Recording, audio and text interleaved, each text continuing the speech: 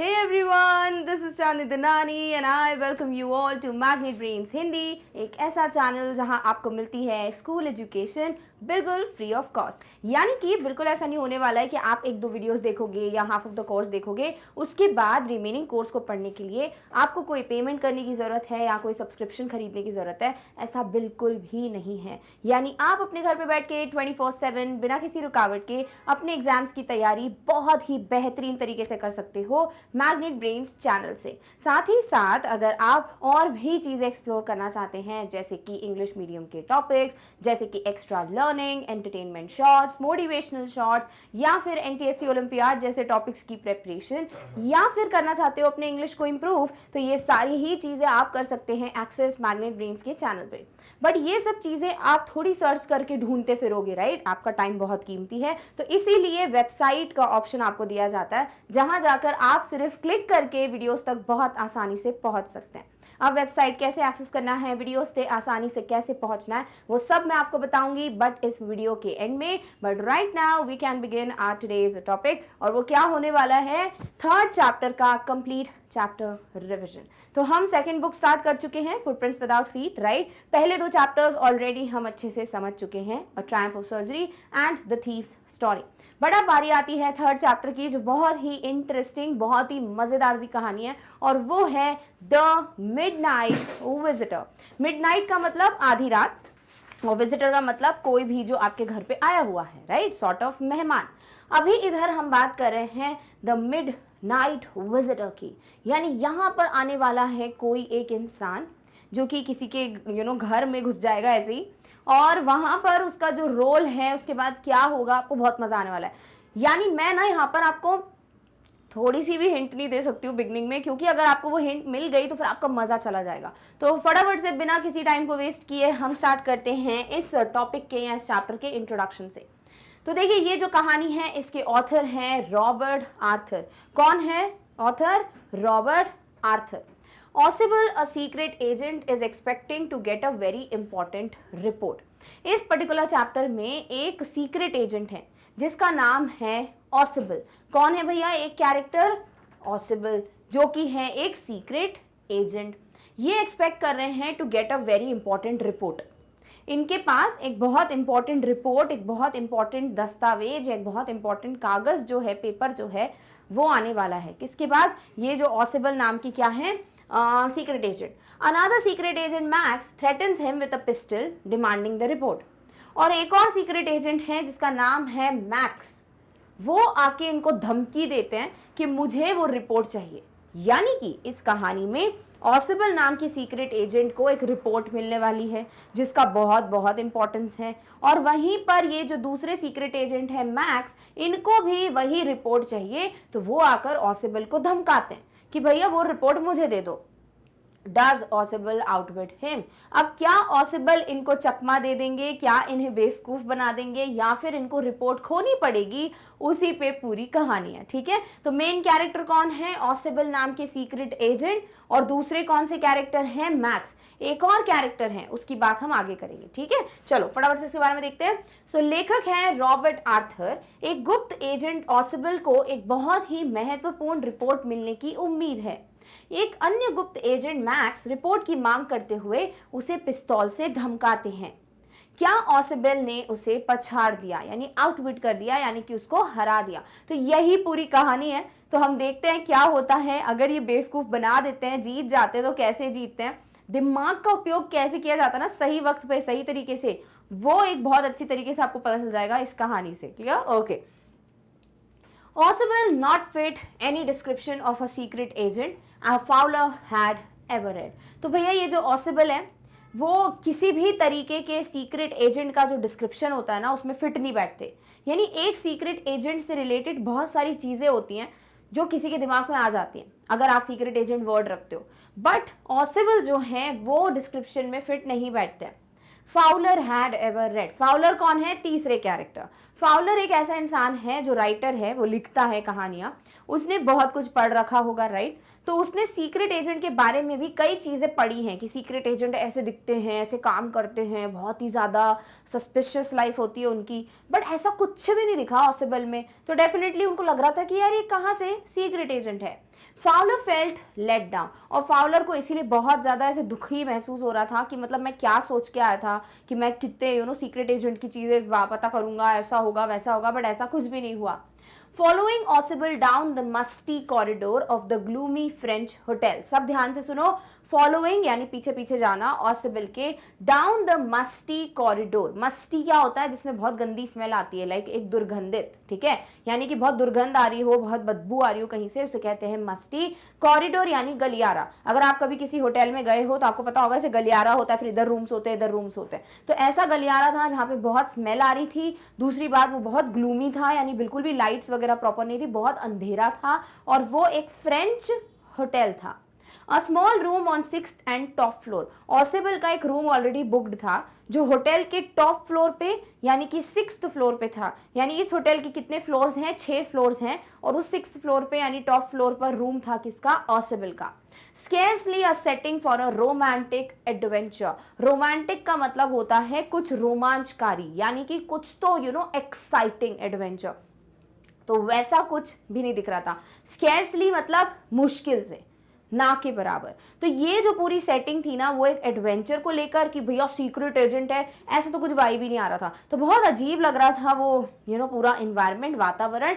But हाँ, वहीं पर ऑसिबल रुके हुए थे और वहीं पर ये फाउलर उनके साथ थे उस दिन, तो डेफिनेटली उनको बहुत उदासी फील हो रही थी कि यार मैंने क्या सोचा था कैसा होगा सीक्रेट एजेंट, पर वैसा तो बिल्कुल भी नहीं है। ठीक है, चलो सबसे पहले मस्टी, कॉरिडोर, ग्लूमी और रोमांटिक का मीनिंग देखते हैं। Musty is having a stale, mouldy और डैम्प स्मेल, फाउल स्मेलिंग, यानी कि कोई भी चीज़ जिसकी बहुत ही ऐसे अजीब सी बदबू, जैसे कुछ बासी रखा हो या बहुत अजीब सी स्मेल, यानी कुछ भी जो दुर्गंधित है उसे कहते हैं मस्टी।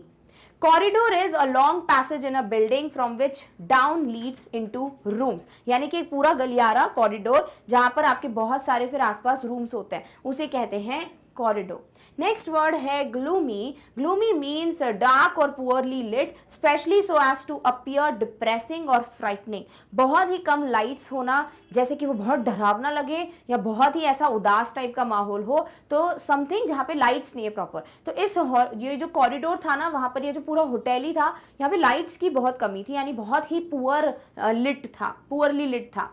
फिर आ जाता है romantic, imaginative, having a fantastic view of reality, यानी कुछ भी ऐसा जो आप ना सोचते हो बस कि ऐसा होगा, ऐसा एडवेंचरस होगा, सो that is what is romantic, यानी कुछ भी जो एक रोमांचकारी चीज है, जो कल्पित है, जिसको आप कल्पना कर रहे हो, वैसा टाइप का एडवेंचर। क्लियर? ओके, चलिए अब इसको हिंदी में देखते हैं। ऑसिबल एक गुप्त एजेंट के किसी भी विवरण में योग्य नहीं थे जैसा फाउलर ने कभी पढ़ा था। तो फाउलर ने पहले ही पढ़ा हुआ था एक डिस्क्रिप्शन सीक्रेट एजेंट का, बट वैसा कुछ भी ऑसिबल में देखने को नहीं मिल रहा था। फाउलर निराश महसूस कर रहा था।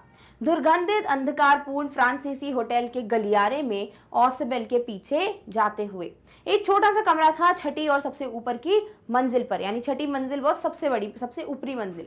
एक रोमांच के लिए शायद ही कोई वातावरण था, यानी बिल्कुल भी रोमांचकारी नहीं था, बिल्कुल भी एडवेंचरस नहीं था। सो डेफिनेटली दुखी थे कौन, फाउलर, क्योंकि उनके पास कुछ है ही नहीं लिखने के लिए, क्या लिखेंगे, तो इसलिए थोड़े दुखी थे as a writer. Ausable was very fat, अभी थोड़ी देर पहले हमने एक पिक्चर देखा था ना, तो ऑसिबल क्या है, बहुत मोटू है। His accent, though spoke French and German passably, had never lost the American accent, had brought to Paris from Boston 20 years ago. तो ऑसिबल जो है बहुत मोटू है, और ऑसिबल का जो तरीका है ना बात करने का, जो एक लहजा है, जो एक्सेंट है, लाइक अमेरिकन एक्सेंट होता है ना, वो ऐसे करके, तो वैसा एक्सेंट जो है उनका वो ऐसा है कि दो स्पोक फ्रेंच एंड जर्मन पैसिबली, पैसिबली का मतलब काम चलाओ, ठीक है, तो भले ही वो फ्रेंच और जर्मन लैंग्वेज जो है वो काम चलाओ तरीके से बोल लेते थे, यानी जितने से काम चल जाए, बट उन्होंने कभी भी अपना अमेरिकन एक्सेंट जो है वो खो नहीं दिया था, यानी वो हमेशा मेंटेन रहा कि वो अमेरिकन एक्सेंट में बात करते थे। ये कहाँ से आया उनका एक्सेंट, ये वो लेकर आए थे 20 साल पहले पेरिस, ठीक है, मतलब वो अभी पेरिस में रह रहे हैं, राइट, तभी बोला ना फ्रेंच होटल, बट ये एक्सेंट वो लाए कहाँ से, ये लेकर आए हैं वो बॉस्टन से, क्योंकि बॉस्टन में 20 साल पहले रहा करते थे, तो वो एक्सेंट उनका अभी भी कंटिन्यू रख रहे हैं, भले उनको फ्रेंच और जर्मन जो है वो काम चलाओ बोलना आती है। सबसे पहले देखो, एक्सेंट का मतलब टोन ऑफ वॉइस, जिस तरीके से आप बात करते हो, यानी कि लहजा, और passably is just well enough, tolerable well, यानी कि बस काम चल जाए, सो काम चलाओ। क्लियर? ओके। ऑसिबल बहुत मोटा था और उसका लहजा, हालांकि वो फ्रांसीसी और जर्मन बोलता था, पर उसने अपनी अमेरिकी उच्चारण जो है वो कभी भी खोया नहीं था। अमेरिकी उच्चारण 20 साल पहले बॉस्टन से पेरिस लाया था, यानी कि बॉस्टन में रहते थे 20 साल पहले और वहीं पर उन्होंने अमेरिकन एक्सेंट सीखा था और अभी तक वो खोया नहीं है। Clear? Audible said wheezily over his shoulder, "You are disappointed." Were told that Audible was a secret agent, a spy, dealing in espionage and danger. देखो इस चैप्टर में ना बहुत सारे डिफिकल्ट वर्ड्स हैं, इसलिए हर एक वर्ड को ध्यान से सुनना है, ठीक है? सो Audible said wheezily over his shoulders. His कौन है? फाउलर, क्योंकि फाउलर ही जा रहे हैं ना अभी Audible के साथ। तो Audible जो है वो फाउलर की तरफ बोलते ऐसे हैं जैसे उनकी आवाज ना एक तरीके से सांस लेते हुए बोल रहे हैं वो, तो वैसी आवाज को वीजली कहते हैं, ठीक है? तो सांस लेते हुए वो बोलते हैं किसको? फाउलर को, कि तुम डेफिनेटली डिसअपॉइंटेड हो, तुम निराश हो गए हो। क्यों हो गए भैया निराश? But told that ऑसिबल was a secret agent, क्योंकि फाउलर को बोला था कि भैया जिसके साथ तुमको भेजा जा रहा है वो एक सीक्रेट एजेंट है, एक स्पाई है, एक डिटेक्टिव है, साथ ही साथ वो काम करता है ऐसे जो कि बहुत खतरे वाले काम है। तो डेफिनेटली आप भी एक्साइटेड हो जाओगे, जैसे एज अ राइटर फाउलर भी बहुत एक्साइटेड था कि आज तो मुझे बहुत कुछ देखने को मिलने वाला है, बहुत खतरा और अलग ही होगा, डिटेक्टिव एजेंट होगा तो smart, good looking, fit, everything, ये सारी चीजें होंगी, तो वो भी बहुत एक्साइटेड था कि चलो ये सब चीजें देखने को मिलने वाली। बट ऐसा कुछ भी नहीं था, उसका बिल्कुल ऑपोजिट। ना तो कुछ ऐसा था कि उनका बहुत ही लाइफ ऐसा हो कि क्या बोलते हैं उसको, सस्पिशियस टाइप का, कि हैरान है या फिर कुछ अजीब चल रहा है या बहुत ज्यादा स्मार्ट है, फिट है, बिल्कुल कुछ भी नहीं। मोटू से ऊपर से कुछ भी ऐसा नहीं दिख रहा कि खतरे का काम कर रहे हैं, ना ही जासूस जैसी कोई फील आ रही है। तो डेफिनेटली उनको भी समझ आ गया था ऑसिबल को कि फाउलर भी डिसअपॉइंटेड है, निराश है। Wished to meet Audible because he is a writer, young and romantic. अभी ये क्यों मिल रहे हैं ऑसिबल से? क्योंकि ये राइटर हैं, ठीक है, नौजवान हैं, राइटर हैं और रोमांटिक एडवेंचर्स के बारे में लिखते हैं, जहां पर बहुत खतरा होता है, जहां पर आपको समझ नहीं आता कि आगे क्या होगा। ऐसी कहानियां, रोमांचकारी कहानियां जो हैं वो लिखने के लिए जाने जाते हैं। तो फाउलर ऐसे ही कुछ लिखने वाले थे, तो वो ऑसिबल से मिलते हैं। Had envisioned mysterious figures in the night, the crack of pistols, drugs in the wine. अभी यहाँ पर ये होता है कि वो बोलता है कि डेफिनेटली फाउलर जो है, जब उनको बोला होगा कि सीक्रेट एजेंट के साथ मिलने वाले हो, तो उन्होंने कुछ पिक्चर्स अपने दिमाग में सोच ली होंगी। इन्विजन मतलब कुछ कल्पना करना, तो उन्होंने ऐसा कुछ सोचा होगा कि उनको बहुत अजीब अजीब चीज़ें दिखेंगी, उनको जो है बंदूकें दिखेंगी जिसमें क्रैक होगा, या फिर उनको दिखेगा कि हर जगह वाइन है जिसमें ड्रग्स ले रहे हैं, क्योंकि आपने कभी ऐसे मूवीज़ देखी हो तो डिटेक्टिव्स का ऐसे ही कुछ दिखाते हैं, राइट, स्पेसिफिकली हॉलीवुड मूवीज़ में, राइट। सो वो भी चीज़ उनके दिमाग में चल रही थी कि यार ऐसा कुछ दिखेगा उनको, बट ऐसा कुछ भी नहीं था, बहुत ही नॉर्मल थे वो। तो थोड़े वो निराश हो गए थे कि मतलब मैं लिखूंगा क्या इन पर। क्लियर? ओके, चलिए वीजली का मीनिंग देखते हैं। Wheezily is to breathe with a hissing sound and with difficulty, यानी कि बहुत ही ज्यादा ऐसा आवाज लेते हुए, सांस लेते हुए बोलना, that is what is Weasley, जिसे घर घराहट कहते हैं हिंदी। एस्पियोनेज यानी स्पाइंग, जासूसी, तो जासूसी का काम करते हैं ऑसिबल, ऐसा उन्हें बताया गया था। Envision, imagine as a future possibility, visualize, कुछ ऐसा सोचना कि जो फ्यूचर में हो सकता है, यानी किसी भी चीज की कल्पना करना, is what is espionage. Done? Okay, is इनविजन। ऑसिबल ने फाउलर के कंधे पर गड़गड़ाहट करते हुए कहा, तुम निराश हो। कहा गया था कि ऑसिबल एक गुप्त एजेंट था, एक जासूस, और जासूसी और खतरे के काम करता था, बट ऐसा तो कुछ दिख ही नहीं रहा है। ऑसिबल से मिलना चाहता था क्योंकि वह एक लेखक, युवा और रोमांचकारी है। रात में रहस्यमय आकृति, पिस्टल की दरार, शराब में ड्रग्स की कल्पना की थी कि ये सब चीजें दिखेंगी ऑसिबल के साथ, बट ऐसा कुछ भी नहीं हुआ है। तो फिर क्या है ऐसा जो हम बोल रहे हैं कितनी इंटरेस्टिंग स्टोरी है? आगे पढ़ते हैं। Have spent a dull evening in a French music hall with sloppy fat man. Instead of having messages slipped into his hand by dark-eyed beauties, gets a prosaic telephone call, making an appointment in his room. You have been bored. अभी यहाँ क्या होता है कि पूरा जो ये time spend किया है फाउलर ने ऑसिबल के साथ, अभी तक पता क्या हुआ है सिर्फ कि उन्होंने एक बहुत ही डल सी, लाइक बहुत ही बोरिंग सी इवनिंग बिताई है ऑसिबल के साथ, जहाँ पे बस वो फ्रेंच म्यूजिक सुनते सुनते एक बिल्कुल अंधेरे वाले होटल में बस बैठे हैं और कुछ नहीं हो रहा है, ठीक है। स्लोपी फैट मैन, यानी कि एक डिटेक्टिव नहीं है कि बिल्कुल फिट स्मार्ट, ऐसा कुछ भी नहीं हो रहा, बल्कि एक मोटू से इंसान के साथ बस वो बैठे हुए हैं और बिल्कुल बहुत ही बोरिंग सी शाम है। Instead of having messages slipped, जैसे अगर आपने कभी डिटेक्टिव मूवी देखी, अगेन हमको रिलेट करके पढ़ना पड़ेगा, तो आपको ऐसे दिखाते हैं ना, सब पुरानी मूवीज में भी होता है, जो बॉलीवुड मूवीज होती हैं, कि बिल्कुल ब्यूटीफुल सी लेडीज आती हैं, लड़कियां आती हैं, फिर वो धीरे से मैसेज देके चली जाती है पेपर में, और फिर डिटेक्टिव पढ़ता है, फिर उठता है स्मार्टली, सिगार विगार रखता है और फिर जाता है, ऐसा पूरा सीन होता है, राइट। तो ऐसा कुछ नहीं हुआ। तो यहाँ फाउलर सोच रहे थे कि ऐसा कुछ होगा कि उनको मैसेज वगैरह मिलेंगे, कोई डार्क आइडिया नहीं, बिल्कुल काली आंखों वाली लड़कियां आएंगी और वो मैसेज देंगी, बट ऐसा बिल्कुल नहीं है। होता क्या है, उनको बस एक टेलीफोन कॉल आता है, नॉर्मल ओरिजिनल सा सिंपल सा आसान सा कॉल आता है और अपॉइंटमेंट हो जाती है कि हाँ ठीक है, रूम में अपॉइंटमेंट फिक्स हो गई। तो ये देख के ना फाउलर बोर हो गए कि क्या है, मतलब बैठे हैं, हाँ ठीक है अपॉइंटमेंट फिक्स, तो ऐसा हुआ, तो ऐसा कुछ इंटरेस्टिंग नहीं हुआ। सो डेफिनेटली वो शॉक्ड थे। सबसे पहले देखते हैं स्लोपी और प्रोसेक का meaning. Sloppy means carelessly dressed. Sloppy का मतलब यहाँ पर है कि बहुत ही अजीब तरीके के कपड़े पहना हुआ, दैट इज अव्यवस्थित ढंग से कपड़े पहने हुआ, इसे पहने हुए हैं उनको, that is what is sloppy. Next है प्रोसेक। प्रोसेक मतलब ऑर्डिनरी यानी सामान्य, तो बहुत ही सामान्य तरीके से उनको एक फोन कॉल आता है, अपॉइंटमेंट फिक्स होती है कि रूम में अपॉइंटमेंट है। चलो अभी भी उम्मीद है, क्या पता कुछ बहुत ही एडवेंचरस हो जाए लाइफ में, जो रूम में अभी अपॉइंटमेंट फिक्स हुई है, बट ठीक है देखते हैं, लेट्स जस्ट हैव होप्स, क्या पता आगे जाके कुछ इंटरेस्टिंग हो फाउलर के लिए। सो एक फ्रांसीसी संगीत हॉल में एक उदासीन शाम बिताई।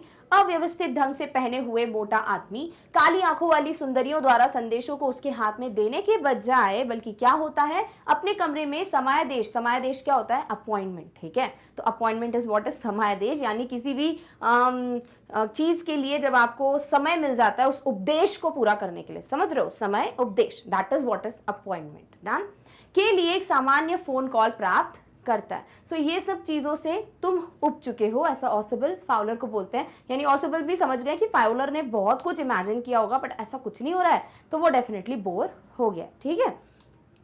Fat man chuckled to himself, unlocked the door of his room, stood aside to let Fowler enter.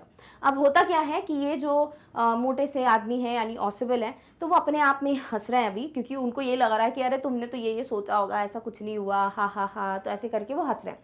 तो वो आपस में हंसते हुए क्या करते हैं, जो डोर है उसको अनलॉक करते हैं, मतलब जो 6th फ्लोर टॉप फ्लोर पे उनका रूम बुक्ड है, वो रूम जो है वो अनलॉक करते हैं, उसे खोलते हैं और फिर साइड में खड़े हो जाते हैं ताकि फाउलर जो है वो रूम में एंटर करे। You are disillusioned, Ossible told, take chair my young friend. देखो इल्यूजन का मतलब होता है किसी चीज का भ्रम हो जाना, डिसइल्यूजन मतलब वो भ्रम का टूट जाना, ठीक है। तो यहाँ ऑसिबल बोलते हैं फाउलर को कि तुम्हारा तो भ्रम टूट गया कि ऐसा ऐसा होगा, तो वो ऐसा कुछ हुआ नहीं है, तो वो बहुत बड़ा एक पिक्चर दिमाग में सोच के आए थे, वैसा कुछ हुआ ही नहीं। So that is what is disillusion. Ossible told take cheer my young friend, फिर उन्होंने बोला कि चिल करो, खुश रहो, और इस तरीके से वो क्यों बोलते हैं, क्योंकि आगे बहुत कुछ एडवेंचरस होने वाला है। सो वो बोलते हैं कि कोई जरूरत नहीं है इतना ज़्यादा सोचने की कि मेरे को तो वैसा कुछ दिखा ही नहीं जो मैंने सोचा था, बढ़िया रहो, खुश रहो। You will see a paper, quite important paper, क्योंकि अभी तुम्हें थोड़ी देर में एक पेपर दिखने वाला है जो बहुत ज़रूरी पेपर है, जिस पेपर के लिए अपॉइंटमेंट फिक्स की गई थी इस रूम में, जो हमने स्टार्टिंग में भी पढ़ा, राइट। सो ऑसिबल को एक इंपॉर्टेंट पेपर मिलने वाला था जो एक बहुत बहुत बहुत महत्वपूर्ण दस्तावेज है, और वही चीज़ वो उसको बताते हैं फाउलर को, अभी तुम थोड़ी देर में वही पेपर देखने वाले हो, ठीक है। चलो चकल्ड का मीनिंग देखते हैं। चकल्ड means laughed quietly without opening his mouth, बिना मुंह खोले हंसना, ठीक है, उसे कहते हैं चकल, विच इज मुंह दबाकर हंसना।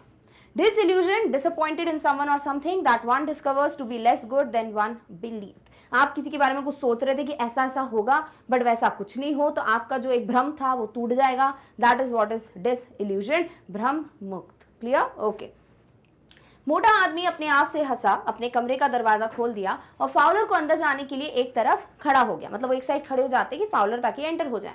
अपना मोह भंग हो गया है, ऑसिबल ने कहा, लेकिन खुश रहो मेरे युवा मित्र। तो वो उनको बोलते हैं कि हाँ मुझे पता है कि तुम्हारा जो भ्रम है वो टूट चुका है, कि ऐसा ऐसा कुछ भी नहीं हुआ जैसा तुमने सोचा था, बट ठीक है फिर भी खुश रहो, क्योंकि तुमको एक कागज दिखाई देगा, काफी महत्वपूर्ण कागज, यानी तुमको एक बहुत ही इंपॉर्टेंट पेपर देखने को मिलने वाला है अभी थोड़ी देर में, जो कि तुम देख के डेफिनेटली शायद फिर वो खुश हो जाए कि चलो कुछ तो है जिस बारे में मैं लिख पाऊंगा, ठीक है। For the paper several men and women risked their lives. और ये पेपर इतना इंपॉर्टेंट है कि इस पेपर के लिए कई पुरुषों ने, कई महिलाओं ने अपनी जो जान है वो भी जोखिम में डाल दी, यानी दे हैव रिस्क्ड देयर लाइव्स, ठीक है। Someday soon that paper may well affect the course of history। इतना important पेपर कि जो अभी जो कुछ भी हुआ है इतिहास में वो सब चीज़ें बदल के रख देगा ये पेपर। यानी इतना कुछ इंपॉर्टेंट उसमें इंफॉर्मेशन है, या फिर वो पेपर अगर किसी के हाथ में लग गया, गलत हाथों में लग गया तो फिर कुछ गड़बड़ हो जाएगी। तो टोटल बॉलीवुड मूवी प्लॉट चल रहा है जहाँ पर एक पेपर है जिसके लिए लोगों ने अपनी जान भी खतरे में डाल दी है, और वो पेपर ऑसिबल को मिलने वाला है क्योंकि उससे कुछ बहुत ही बड़ा चेंज देखने को मिलेगा, ठीक है। कागज के लिए कई पुरुषों और महिलाओं ने अपनी जान जोखिम में डाल दी। किसी दिन जल्द ही यह पेपर इतिहास के कार्य प्रणाली को अच्छी तरह प्रभावित कर सकता है। तो अब वो क्या पेपर है थोड़ा बहुत आपको बताएंगे इसमें, जो ये पूरा चैप्टर है कि वो पेपर किस बारे में, बट इतना भी डिटेल आपको नहीं पता चलेगा कि उससे क्या चेंजेस होने वाली है, एवरीथिंग, ठीक है। सो थोड़ा बहुत डिस्कशन जो होने वाला है वो अभी हम देखेंगे थोड़ी देर में। ऑसिबल close the door behind him, switched on the light. अब फटाफट ऑसिबल ऐसे बोलते बोलते जो दरवाजा है वो रूम का बंद कर देते हैं अपने पीछे की तरफ, और फिर लाइट्स को ऑन करते हैं। The light came on. अब जो लाइट्स हैं वो ऑन हो गई हैं रूम की। Fowler had his first authentic thrill of the day. Finally Fowler के लिए कुछ इंटरेस्टिंग, कुछ रोमांचकारी होता है। उसके पूरे दिन जो उसने बिताया ऑसिबल के साथ जो बहुत बोरिंग था, अब जाके कुछ थ्रिलिंग सा होने वाला है। अब जाके कुछ ऐसा होगा जिसके बारे में वो लिख पाएगा। Halfway across the room, a man with a small automatic pistol in his hand was standing। क्योंकि उनका जो ये रूम है, पूरे रूम का जितना भी एरिया है उसका आधा डिस्टेंस पे, ठीक है, ये रूम की पूरी दूरी है, उसकी आधी दूरी पे, दैट इज हाफ वे, एक इंसान खड़ा हुआ था जिसके हाथ में थी एक ऑटोमेटिक पिस्टल, ठीक है। तो उसके हाथ में बंदूक है, आधी दूरी पे वो खड़ा है, और जैसे ही वो लाइट्स ऑन करते हैं तो वो उसको देखते हैं। अब ऐसा कुछ होगा कि आप बस जा रहे हो बढ़िया, और आपके सामने जैसे आपने लाइट ऑन की वो इंसान एक बंदूक लेके कोई आपके सामने खड़ा हुआ है, तो ये डेफिनेटली बहुत थ्रिलिंग होगा, राइट। तो वही चीज इनको देखने को मिलती है कि वो क्या देखते हैं कि एक इंसान जो जैसे ये लाइट ऑन करते हैं, ऑसिबल है, ये फाउलर है, उनके सामने एक और पर्टिकुलर पर्सन खड़ा है जो बंदूक लेके उनके सामने है। तो ये बहुत थ्रिलिंग होता है किसके लिए, फाउलर के लिए, क्योंकि ये पहली चीज है जो पूरे दिन में हुई इतनी थ्रिल वाली जिसके बारे में वो लिख सकता है। Done, okay. Authentic is of undisputed origin and not a copy, genuine। Something जो झूठ नहीं है, समथिंग जो किसी की कॉपी नहीं है, जो कि ओरिजिनल है, दैट इज प्रमाणिक है, वो ऑथेंटिक है। हाफ में क्या है, at or to a point equidistant between two others, दो लोगों के बीच में इक्वल डिस्टेंस की जो दूरी है दैट इज हाफ वे। सो आधे रास्ते पर, बिल्कुल आधे रास्ते की दूरी कह सकते हो, that is what is half way. ऑसिबल ने उसके पीछे दरवाजा बंद कर दिया और लाइट चालू कर दी। जैसे ही लाइट आई, फाउलर के सामने दिन का अपना पहला प्रामाणिक रोमांच था, और वो क्या था, आधे कमरे की दूरी पर हाथ में एक छोटी स्वचालित यानी ऑटोमेटिक पिस्टल लिए एक आदमी सा खड़ा था। तो एक पिस्तौल थी भैया उस आदमी के हाथ में जो ऑटोमेटिक होती है, और वो ऐसे लेके इनके सामने खड़ा हुआ है। तो ये बहुत एडवेंचरस था, थ्रिलिंग था, किसके लिए, फाउलर के लिए। Ausible blinked a few times. Wheezed, Max, you gave me quite a start. Thought you were in Berlin. What are you doing here in my room? अब होता क्या है कि ऑसिबल जो है वो थोड़ी देर तक अपनी आंखें झपकाता है, ठीक है, मतलब मैं किसको देख रहा हूँ, ऐसे आंखें झपकाता है, क्या, मैक्स। मैक्स कौन है, द थर्ड कैरेक्टर, ठीक है, जो कि एक और स्पाई एजेंट है। तो वो जैसे ही देखते हैं मैक्स को, तो ही इज लाइक ऐसे आंख पूरी अपनी पलकी यूं झपकाते हैं कि अच्छा ये पक्का मैक्स ही है मेरे सामने, क्योंकि you gave me quite a start, तुमने मुझे शॉक कर दिया। क्वाइट अ स्टार्ट का मतलब किसी को शॉक्ड कर देना, ठीक है। तो इन्होंने कुछ ऐसा मतलब देख लिया जिसकी वजह से वो शॉक्ड थे कि मैक्स उनको देख रहा है। क्यों, thought you were in Berlin, क्योंकि उनको लगा कि मैक्स जो है वो तो बर्लिन में है, ठीक है, इनको क्या लग रहा था कि मैक्स जो है वो तो बर्लिन में रहता है, तो वो यहाँ पर कैसे आ गया, what are you doing in my room, और तुम मेरे रूम में क्या कर रहे हो, भाई मेरा रूम है और तुम इस रूम में क्या कर रहे हो। तो वो शॉक्ड था, कौन, ऑसिबल। चलो ब्लिंक्ड और वीज्ड का मीनिंग देखो। ब्लिंक्ड is closed end open the eyes, यानी अपनी पलके झपकाना, आंख झपकाना। वीज्ड है spoke breathing Noisli and heavily, बहुत तेज तेज सांस ले लेकर बात करना, दैट इज व्हाट इज वीज्ड, जोर जोर से सांस लेते हुए बोलना, जिसकी हम ऑलरेडी बात कर चुके हैं। सो ऑसिबल ने कई बार पलकें झपकाई और कहा, मैक्स तुमने मुझे काफी चौंका दिया, लगा था कि तुम तो बर्लिन में हो, तुम यहाँ मेरे कमरे में क्या कर रहे हो। तो वो शॉक थे कि भैया तुम मेरे कमरे में क्या कर रहे हो। अब आगे की कहानी बड़ी ही एडवेंचरस है, क्योंकि यहाँ से फाउलर को बहुत कुछ लिखने को मिलने वाला है, और आपको भी मजा आ जाएगा कि वाह, स्टोरी में ऐसा भी कुछ होने वाला था, हमने सोचा नहीं था। Clear, okay. Max, slender, little less than tall. Features suggested slightly the crafty, pointed countenance of a fox. अभी होता क्या है देखो, ये राइटर हैं फाउलर, ठीक है, तो वो किस तरीके से देख पा रहे हैं उनको, सारा डिस्क्रिप्शन वगैरह वो सब वो वैसे ही लिखते हैं, और हमें भी समझने की ज़रूरत है कि कैसे दिखते हैं मैक्स, राइट। सो हमारे लिए ऑसिबल का पूरा डिस्क्रिप्शन है कि वो मोटू से हैं और बिल्कुल भी नहीं लगते डिटेक्टिव जैसे, और उनकी लाइफ बिल्कुल भी वैसी नहीं है एडवेंचरस टाइप की जैसे कि एक स्पाई या डिटेक्टिव एजेंट की होती है। बट वहीं पर ये जो मैक्स हैं उनकी थोड़ी बहुत क्वालिटीज़ मैच करती हैं विद लाइक काइंड ऑफ अ चालाक आदमी।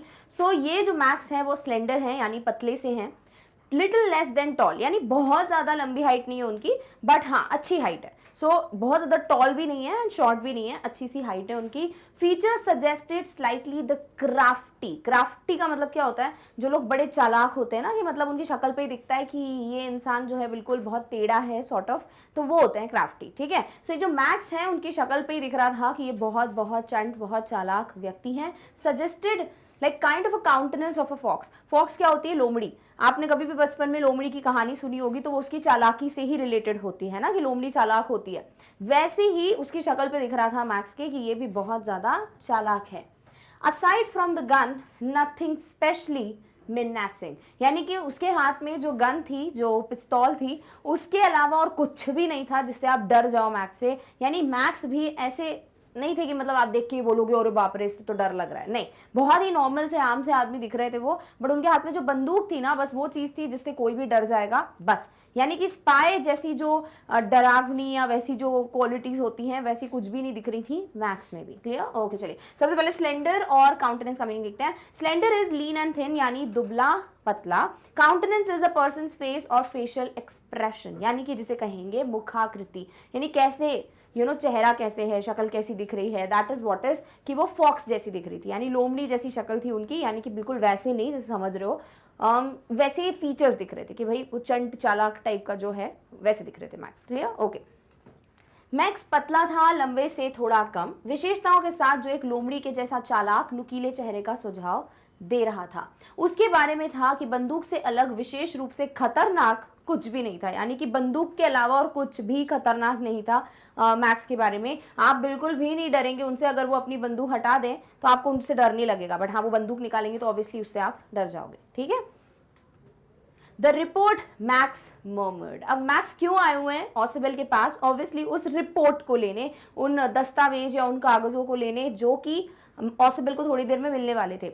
वो कागज जो कि उन्होंने बताया भी था किसको, फाउलर को, कि कुछ तो इंपॉर्टेंट पेपर्स हैं जिससे हिस्ट्री का पूरा जो भी कार्य प्रणाली है या जो भी कोर्स है वो पूरा चेंज हो जाएगा।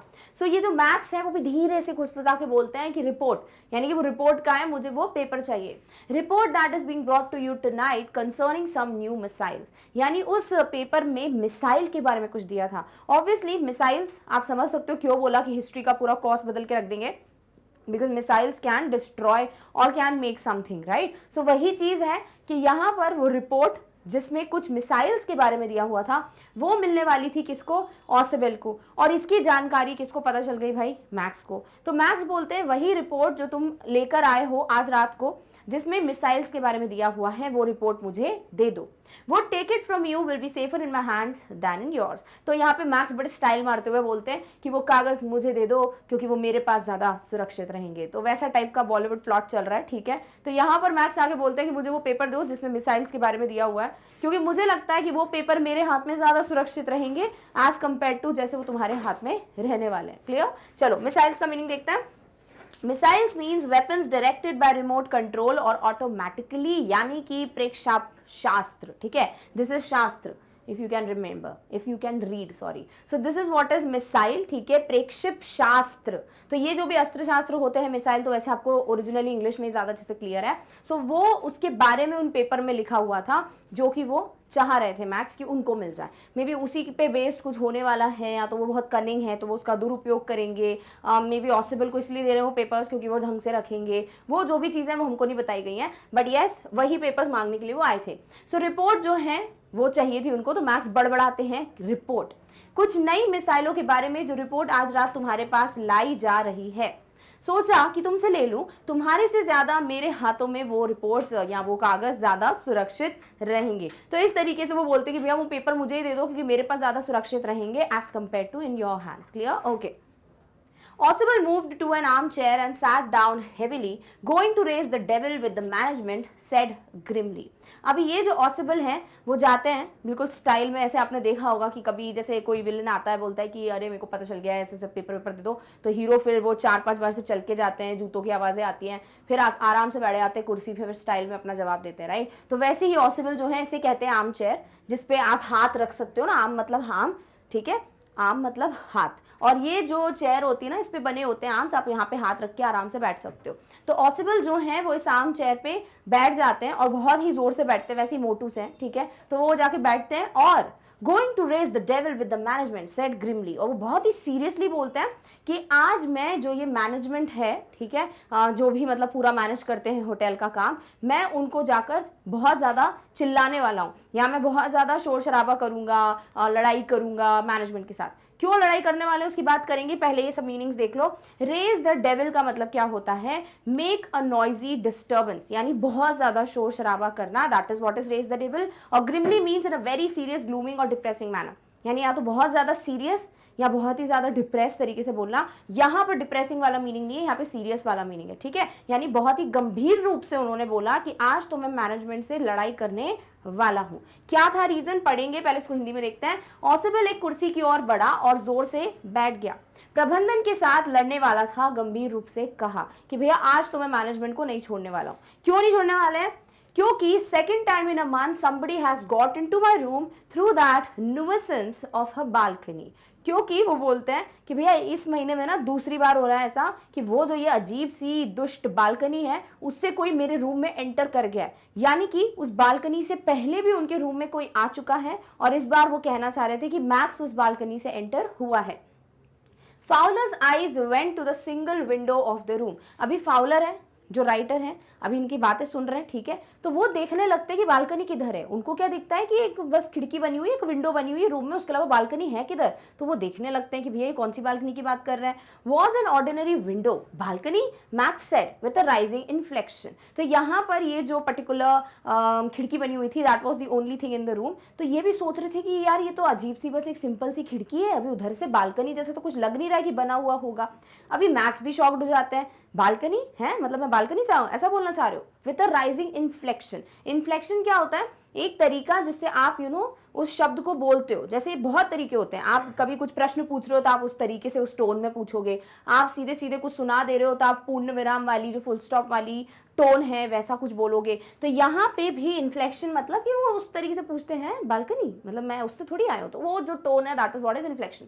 सो नुइसेंस इज द पर्सन और थिंग कॉजिंग इनकन्वीनियंस और अनॉयंस और ट्रबलसम। कोई भी इंसान या कोई भी चीज जिस वजह से बहुत ज्यादा प्रॉब्लम हो रही है, परेशानी हो रही है, उसे नुइसेंस कहते हैं, यानी कि कष्टकारी। और inflection is a change in the form of a word, typically the ending to express a grammatical function or attribute such as tense, mood, person, number, case, gender। क्या समझे, ध्यान से पढ़ो।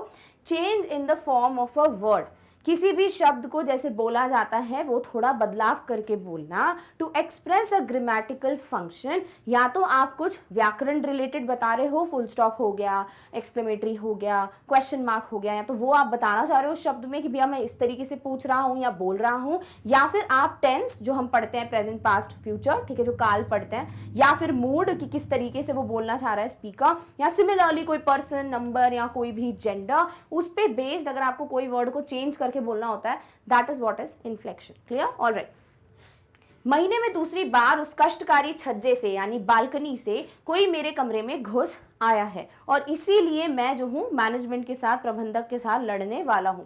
फाउलर की नजर कमरे की एकमात्र खिड़की पर गई। एक साधारण सी खिड़की थी। बालकनी, मैक्स ने कहा। तो मैक्स शॉक्ड थे कि अच्छा बालकनी भी है यहाँ पर इस रूम में, तो उनको पता नहीं था एंड ही वाज शॉक्ड कि बालकनी से थोड़ी आया हूं मैं, तो ऐसा क्यों बोल रहा है।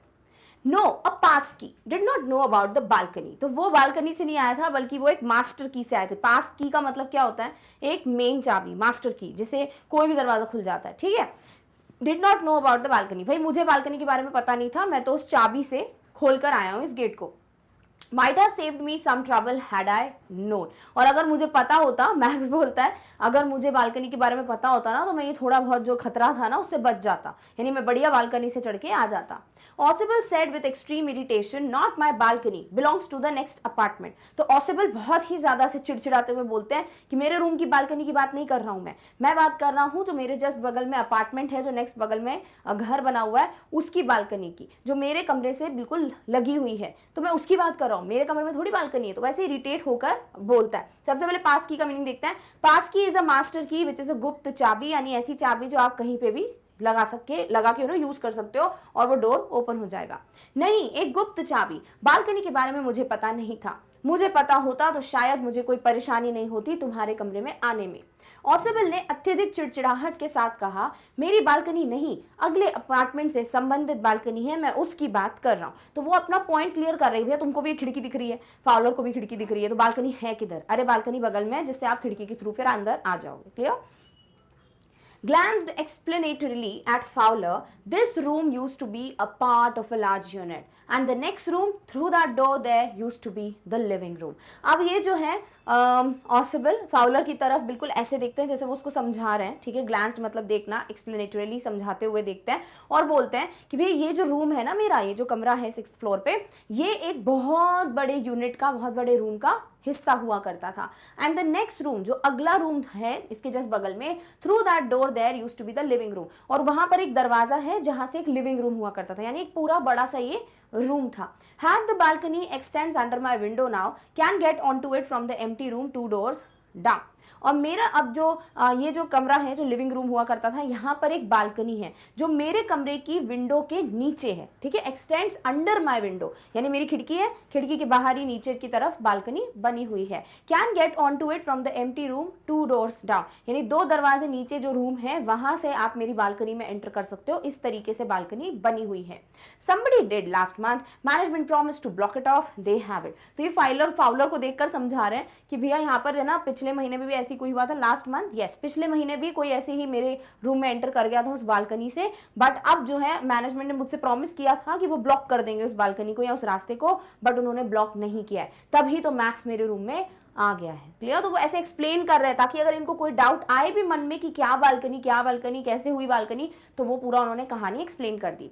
Glanced is take a brief और हरीड लुक, यानी निगाह डालना, किसी पे एक आप नजर डाल रहे हो, ठीक है। वो नजर कैसी थी यहाँ पे? एक्सप्लेनेटरली, यानी सर्विंग टू एक्सप्लेन, व्याख्यात्मक रूप से, यानी व्याख्या देना चाहते थे, वो समझाना चाहते थे, एक्सप्लेन करना चाहते थे कि बालकनी कहाँ से है। क्लियर? All right.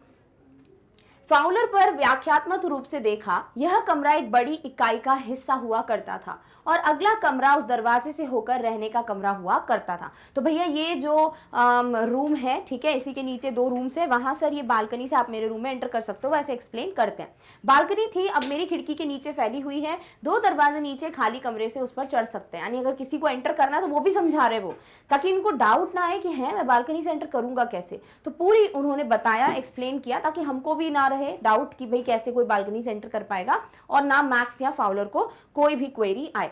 पिछले महीने किसी ने किया था, प्रबंधन ने इसे बंद करने का वादा किया, पर उन्होंने ऐसा कुछ भी नहीं किया, यानी कि पिछले महीने भी कोई बालकनी से मेरे रूम में एंटर कर गया था, मैनेजमेंट ने मुझे प्रॉमिस किया था कि हम इस बालकनी को ब्लॉक कर देंगे, बट वो नहीं कर पाए, इसीलिए मैक्स जो है वो एंटर हो गए हैं। Max glanced at Fowler, who was standing stiffly not far from Ossible, and waved the gun with a commanding gesture. Please sit down, he said.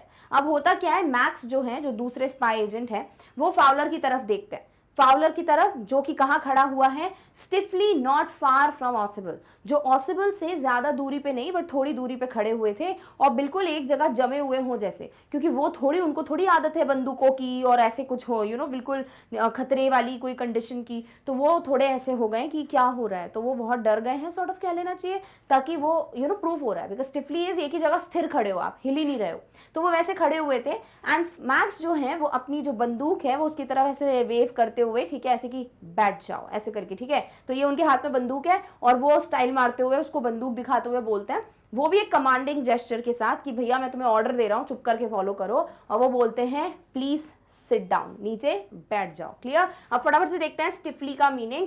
So stiffly is in a manner that is not relaxed और friendly, यानी straight. कोई भी ऐसा आपका body posture जिसमें आप बिल्कुल एक जगह खड़े हुए हो, बस जैसे आप जम गए उधर सॉर्ट ऑफ, तो that is what is stiffly, यानी कड़ेपन के साथ। वेव्ड है, move to and fro with a swing motion while remaining fixed to one point, यानी एक ही पॉइंट पे आप, जैसे ये बंदूक है, ठीक है, वाह क्या बंदूक है मेरी, तो यहाँ पर ऐसे जैसे ये बंदूक है, अब इसको नहीं हिलाने वाले, अब इसको ऐसे से करेंगे, तो ये जो पॉइंट है ये फिक्स्ड है, सिर्फ ये बंदूक चलेगी। This is what is waving motion. So लहराते हुए। Commanding is having a position of authority, एक बहुत ही प्रभावशाली तरीके से उन्होंने बोला कि ऑर्डर दे रहा हूं, चुप करके बैठ जाओ, ऐसे टाइप का। और gesture is the movement of part of a body, specially a hand और the head, to express an idea और द मीनिंग। किसी भी आइडिया, किसी भी मीनिंग को एक्सप्रेस करने के लिए एक जो आपका तरीका है, हाव हाव है, that is what is gesture, यानी इशारा करना। ठीक है, तो वो उसको बोलते हैं मैक्स को भी कि तुम भी बैठ जाओ, क्योंकि ऑसिबल तो ऑलरेडी उस चेयर पे बैठे हुए। मैक्स ने फाउलर की ओर देखा, जो ऑसिबल से ज्यादा दूर नहीं खड़ा था, और उसने एक प्रभावशाली इशारे के साथ बंदूक को लहराया और कहा कृपया बैठ जाओ। ठीक है, इसके बाद वो ये इसीलिए भी बोलते हैं बैठने के लिए क्योंकि have a wait for half an hour. Max बोलते हैं कि अभी हमें आधा घंटा और वेट करना है। क्यों करना है भैया? क्योंकि अपॉइंटमेंट फिक्स हुई थी। अगर कुछ याद है, थोड़ी देर पहले हमने पढ़ा था कि ऑसिबल की फोन कॉल पे एक अपॉइंटमेंट फिक्स हुई थी कि उनको पेपर्स मिलने वाले हैं, राइट? तो वो मैक्स बोलते हैं कि मुझे लगता है कि अभी आधा घंटा और है जो अपॉइंटमेंट का टाइम है उसमें, तो वैसे ही वेट करना है, तो तुम भी बैठ जाओ। 31 मिनट्स ऑसिबल सेड मूडीली। तो यहाँ पे भी जोक मार रहे हैं ऑसिबल कि मैक्स बोलते हैं मुझे लगता है ना 30 मिनट्स या आधे घंटे का समय है, तो ऑसिबल बोलते हैं 30 नहीं 31 मिनट्स है, यानी पूरे 31 मिनट है, 1 मिनट कम बोल रहे हो तुम, तो 31 मिनट का समय है हमारे पास अभी। और बहुत ही ऐसे मूडीली बोलते हैं, यानी थोड़े चिड़चिड़ाहट के साथ बोलते हैं। Appointment 12:30, wish knew how you learn about the report max. तो ऑसिबल बोलते हैं कि 31 मिनट्स हैं क्योंकि 12:30 बजे की अपॉइंटमेंट फिक्स हुई है, 12:30 की अपॉइंटमेंट है, और काश मुझे पता होता मैक्स कि तुम्हें पता कैसे चला कि रिपोर्ट मेरे पास आने वाली है।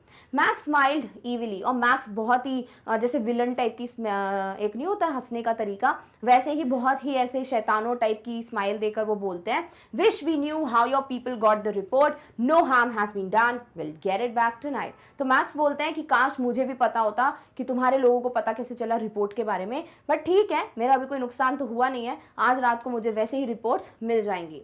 What is that? Who is at the door? और एकदम से मैक्स बोलते हैं कि ये क्या था और दरवाजे पे कौन है, यानी कि उनको दरवाजे पे खटखटाहट सुनाई देती, किसी ने नॉक किया है, ठीक है, तो वो आवाज उन्हें सुनाई देती, तो एकदम से शॉक्ड हो जाते हैं कि कौन है दरवाजे पे। सबसे पहले ईविली का मीनिंग देख लो। ईविली मीन्स मॉरली रॉन्ग और बैड, यानी कि दुष्टता से, यानी सॉर्ट ऑफ दुष्ट स्माइल। ओके, वैसे टाइप की जो मुस्कुराहट है वो दिखाते हैं कि मतलब आज तो मुझे रिपोर्ट्स मिल जाएंगी, वो षड्यंत्र टाइप का जो चेहरा होता है वैसा। और फिर वो बोलते हैं कि अभी भी कोई हार्म वाम हुआ नहीं है, मुझे रिपोर्ट वैसी मिल जाएगी। ठीक है, चलो इसी को हिंदी में देखते हैं। सो मैक्स ने कहा आधा घंटा इंतजार करना पड़ेगा पेपर के लिए, तो तुम बैठ जाओ। 31 मिनट ऑसिबल ने कहा कि पूरा आधा घंटा नहीं, पूरे 31 मिनट हैं, पूरे 31 मिनट्स हैं। मिलने का समय 12:30 का तय हुआ था, यानी 12:30 का तय हुआ था।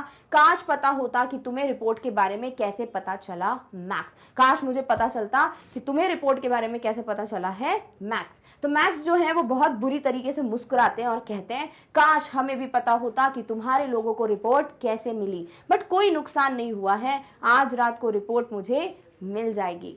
वो क्या है, दरवाजे पे कौन है, और एकदम से कोई दरवाजा खटखटाता है और वो आवाज सुनकर ये चौंक जाते हैं। Fowler jumped at the sudden knocking at the door. Ausible smiled. That will be the police. Thought such an important paper as the one we are waiting for should have a little extra protection. Told them to check on me to make sure everything was all right.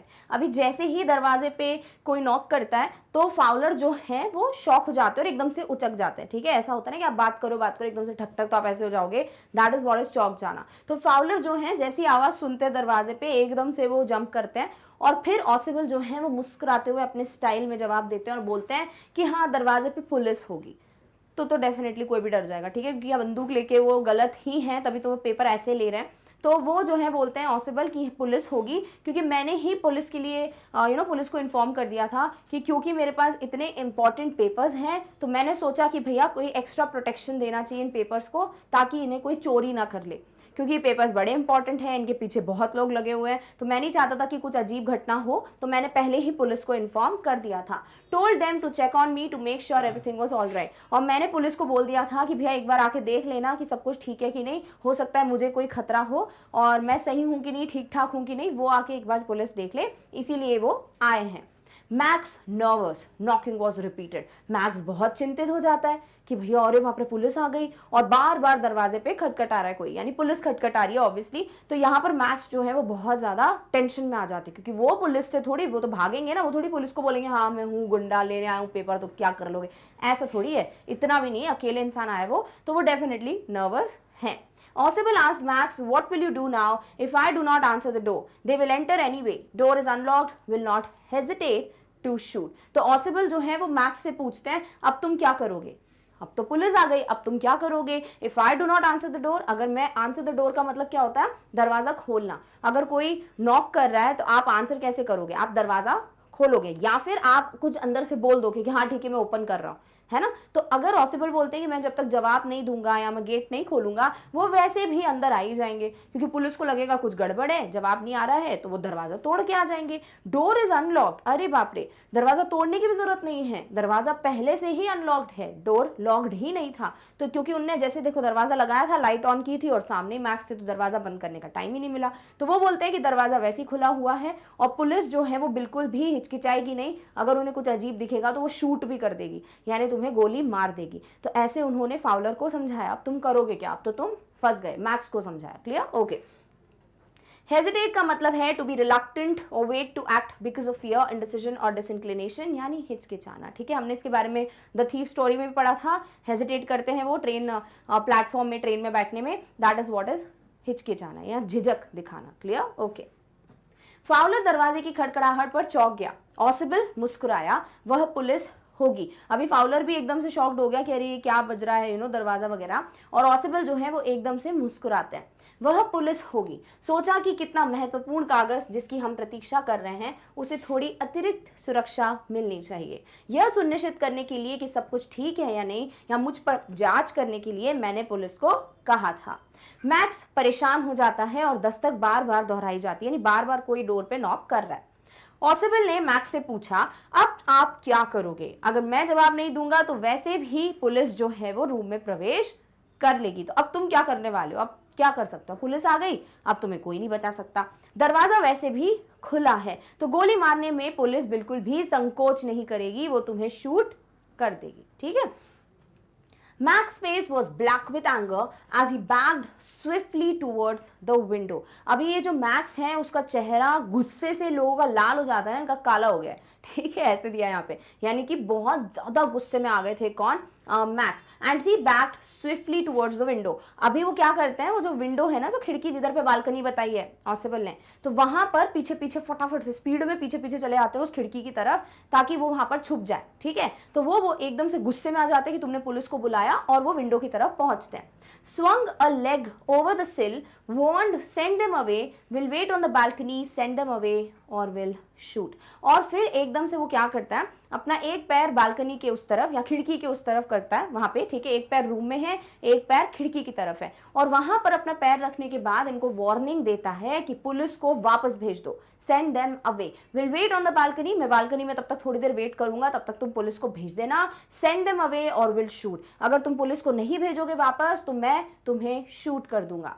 Knocking at the door became louder and a voice was raised. एकदम से और तेज खटखटाने लगे दरवाजे पे कोई, जो भी police थी, और एक आवाज आई। आवाज क्या थी, मिस्टर ऑसिबल, मिस्टर ऑसिबल, यानी सच में कोई ऑसिबल के बारे में पूछ रहा था। तो फाउलर सॉरी मैक्स जो है वो बिल्कुल एक क्या बोलूं 100% श्योर हो गए कि डेफिनेटली ऑसिबल को चेक करने ही आए कि ये सब कुछ ठीक है कि नहीं। तो जैसी आवाज सुनते हैं मिस्टर ऑसिबल, और ज्यादा टेंशन बढ़ जाएगी, तो वो जाके बालकनी में छुपने वाले हैं जब तक ये पुलिस को भेज नहीं देते। अब फटाफट से देख लेते हैं स्विफ्टली और सिल का मीनिंग। स्विफ्टली मीन्स मूविंग और capable of moving with great speed और वेलोसिटी, फ्लीट और रैपिड, यानी तेजी से वो पीछे की तरफ गए, विंडो की तरफ। सिल क्या है, space at the bottom of the window, जिसे दहली कहते हैं। ठीक है, तो जो खिड़की होती है ना उसकी बिल्कुल बाहर की तरफ एक एरिया होता है, उसको सिल कहते हैं। अभी फोटो भी दिखा दूंगी मैं आपको so that it becomes clear.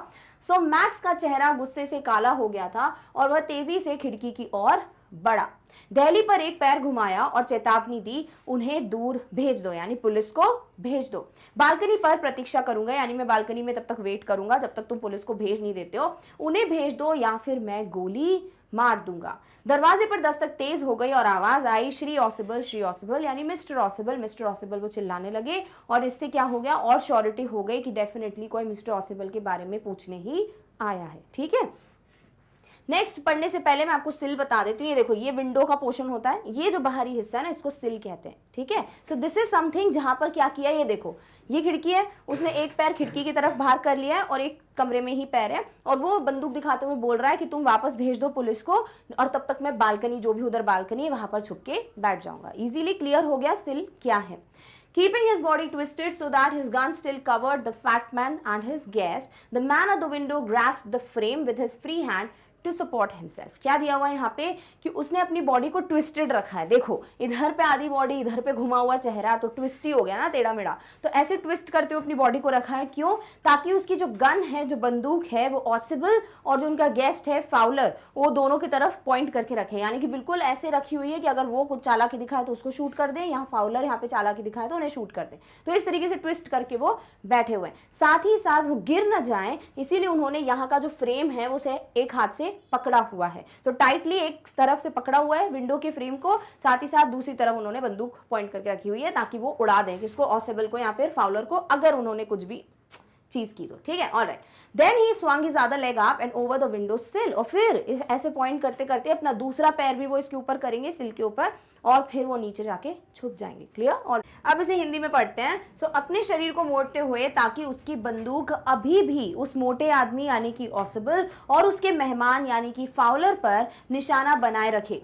खिड़की पर खड़े आदमी को ने खुद को सहारा देने के लिए फ्रेम को अपने खाली हाथ से पकड़ लिया। तो एक हाथ से फ्रेम पकड़ा है, एक हाथ से बंदूक तान के रखी हुई है ऑसिबल और फाउलर पे, और उनको धमकी दे रहे हैं कि पुलिस को भेज दो, नहीं तो मैं तुम्हें शूट कर दूंगा। फिर उसने अपना दूसरा पैर खिड़की के ऊपर घुमाया, यानी अब वो पूरा रेडी है। एक पैर तो उसका था ही खिड़की के उस पार, अब दूसरा पैर भी वो खिड़की के दूसरी तरफ लेके जा रहा है ताकि वो बालकनी में जाके छुप जाए। Clear? The door knob turned swiftly, Max pushed with his left hand to free himself from the sill and dropped to the balcony, and then as he dropped he screamed once shrilly। अब होता क्या है, इतनी देर से दरवाजा खटखटा रहा है भैया, कोई नहीं खोल रहा है। तो अब जो डोर नॉब होता है ना, आपने कभी देखा होगा ऐसे होटल वगैरह रूम्स में या कई घरों में भी ऐसे गोल्ड कलर का नॉब होता है, उसको पकड़ते हैं, उसको ऐसे टर्न करते हैं तो डोर खुल जाता है, राइट? सो वो डोर नॉब जो है वो मूव करता है, यानी कि जो भी पर्सन है दरवाजे के बाहर वो अंदर एंटर करने की कोशिश कर रहा है। अब ये देखकर तो भैया जो ये मैक्स है वो डर गए। तो बहुत ही स्विफ्टली, बहुत ही स्पीड में मैक्स ने जिस एक हाथ से वो फ्रेम को पकड़ा हुआ था वो भी छोड़ दिया ताकि वो बालकनी में नीचे बैठ जाए। जैसे ही उसने अपने आप को फ्री किया और वो बालकनी में नीचे कूदने लगा, एकदम से उसके गिरने की आवाज आई और उसने बहुत तेज चीखा जैसे कि वो बहुत नीचे कहीं पे गिर गया हो।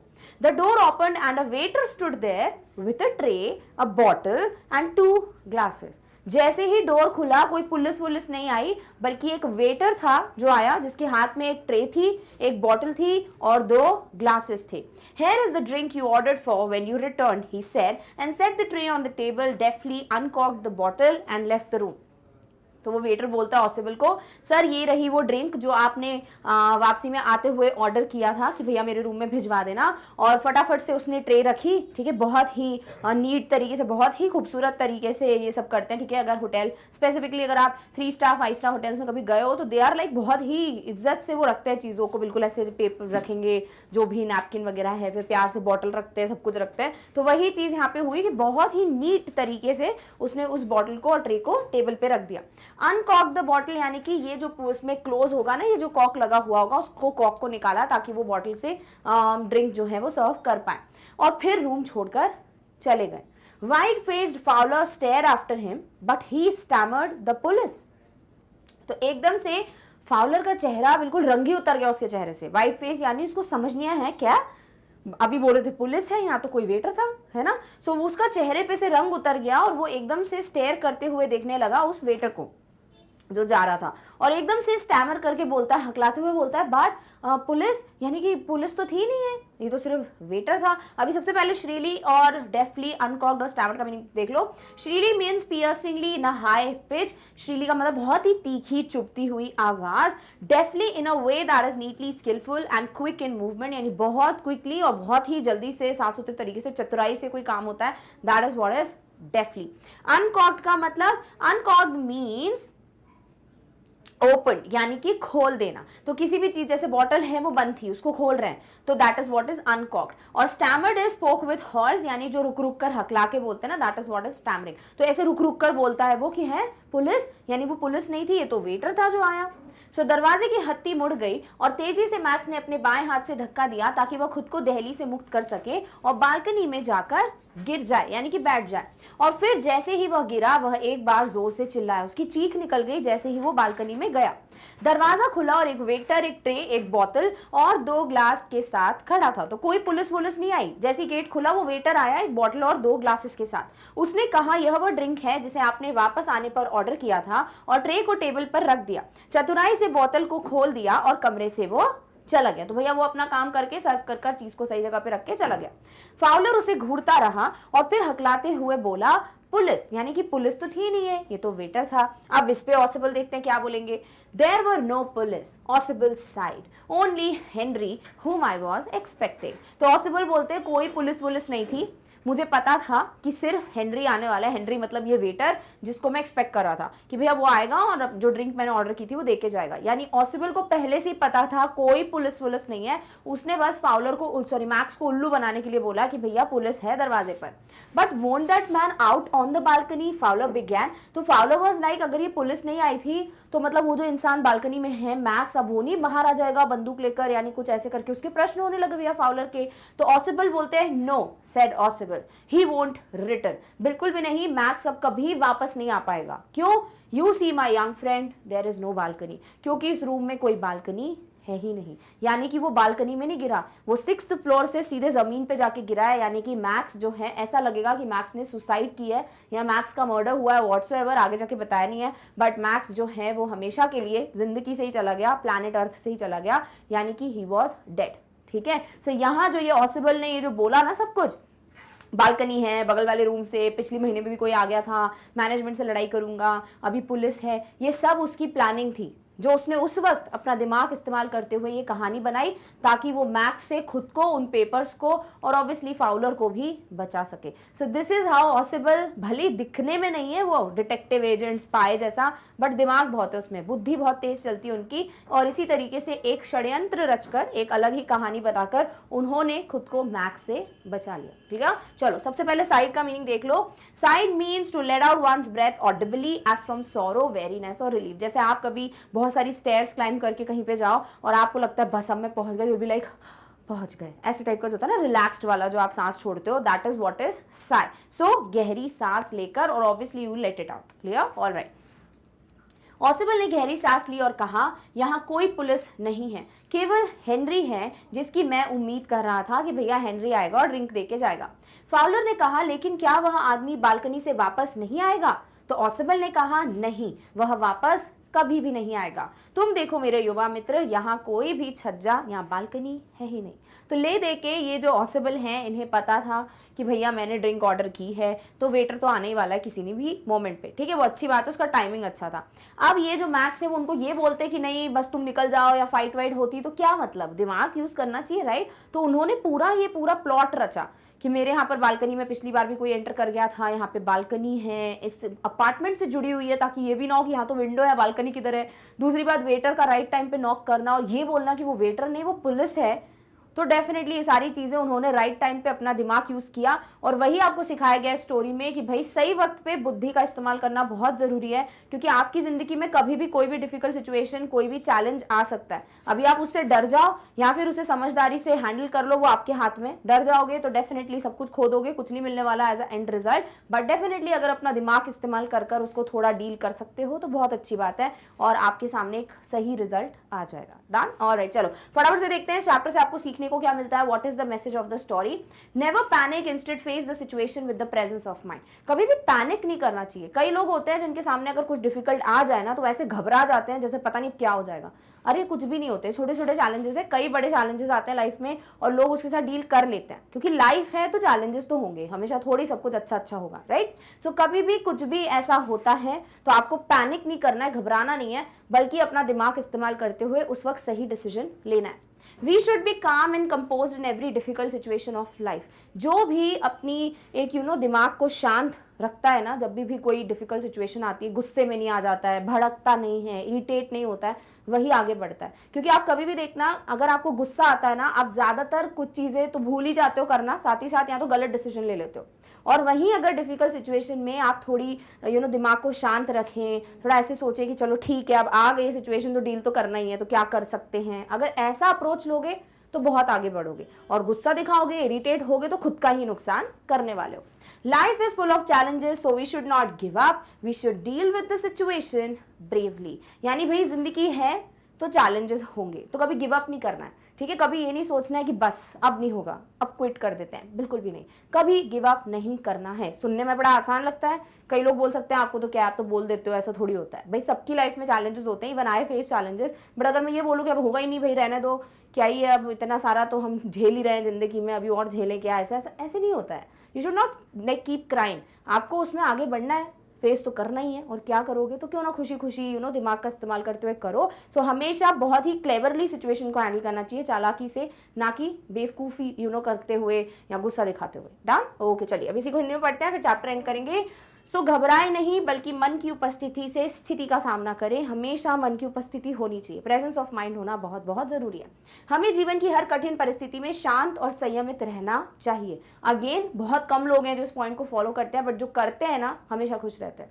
थर्ड है, जीवन चुनौतियों से भरा है, इसलिए हमें हार नहीं माननी चाहिए, हमें स्थिति में चतुराई से निपटना चाहिए। यानी कि लाइफ में आए हो तो चैलेंजेस आएंगे और उससे निपटना बहुत ज़रूरी है, उससे निपटना, राइट। बट वो चीज़ अगर आप एक चतुराई से, एक स्थिरता से करोगे तो फिर आपको रिजल्ट भी मिलेगा, आपको उसका एक क्या बोलूँ मैं, एक तरीका मिल जाएगा आपको how to deal with it. Otherwise सिर्फ सोचते रह जाओगे और आपको समझ नहीं आएगा कि करना क्या है। डन। सो इस तरीके से बहुत ही प्यारी इंटरेस्टिंग सी स्टोरी थी, बहुत ही अच्छा सा ट्विस्ट था कि बेचारा मैक्स गया, टाटा बाय बाय हो गया उसका। बट हाँ, ऑसिबल का भी दिमाग है जिसकी यहाँ पर आपको पता चल रहा है कि भाई ऐसे यूज करते हैं दिमाग को। साथ ही साथ फाउलर भी बड़ा खुश हो गया होगा कि चलो मैं ऐसी कहानी लिखूंगा जो बढ़िया मतलब चलने वाली है। सो तीनों का काम हो गया, ठीक है। और हमें भी बड़ा मजा आया स्टोरी पढ़कर। साथ ही साथ ये सारी चीजें प्लीज यूज करना स्टार्ट कर दो अपनी लाइफ में। Done, alright. चलिए इंट्रोडक्शन दे देती हूँ कि एग्जैक्टली पढ़ने क्या वाले हैं, कौन कौन है इस पर्टिकुलर चैप्टर में, और फिर हम स्टोरी की तरफ बढ़ेंगे। सो ऑथर कौन है भैया, किसने लिखी है कहानी? विक्टर कैनिंग ने। किस लिखी कहानी? Victor Canning. It is said that you must set a thief to catch a thief. आपकी बुक में ही ये लाइंस गिवन है कि ऐसा कहा जाता है कि भैया एक चोर को पकड़ने के लिए आपको एक चोर की ही मदद लेनी पड़ेगी।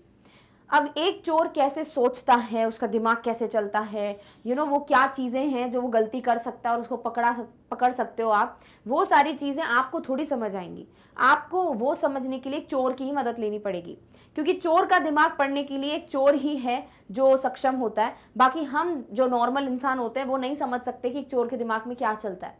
तो ये जो कहावत है ये बिल्कुल सही लग रही है कि एक चोर को पकड़ने के लिए आपको एक दूसरे चोर की मदद लेनी पड़ती है। But it is also said that there is honour among thieves. What is honour? Respect.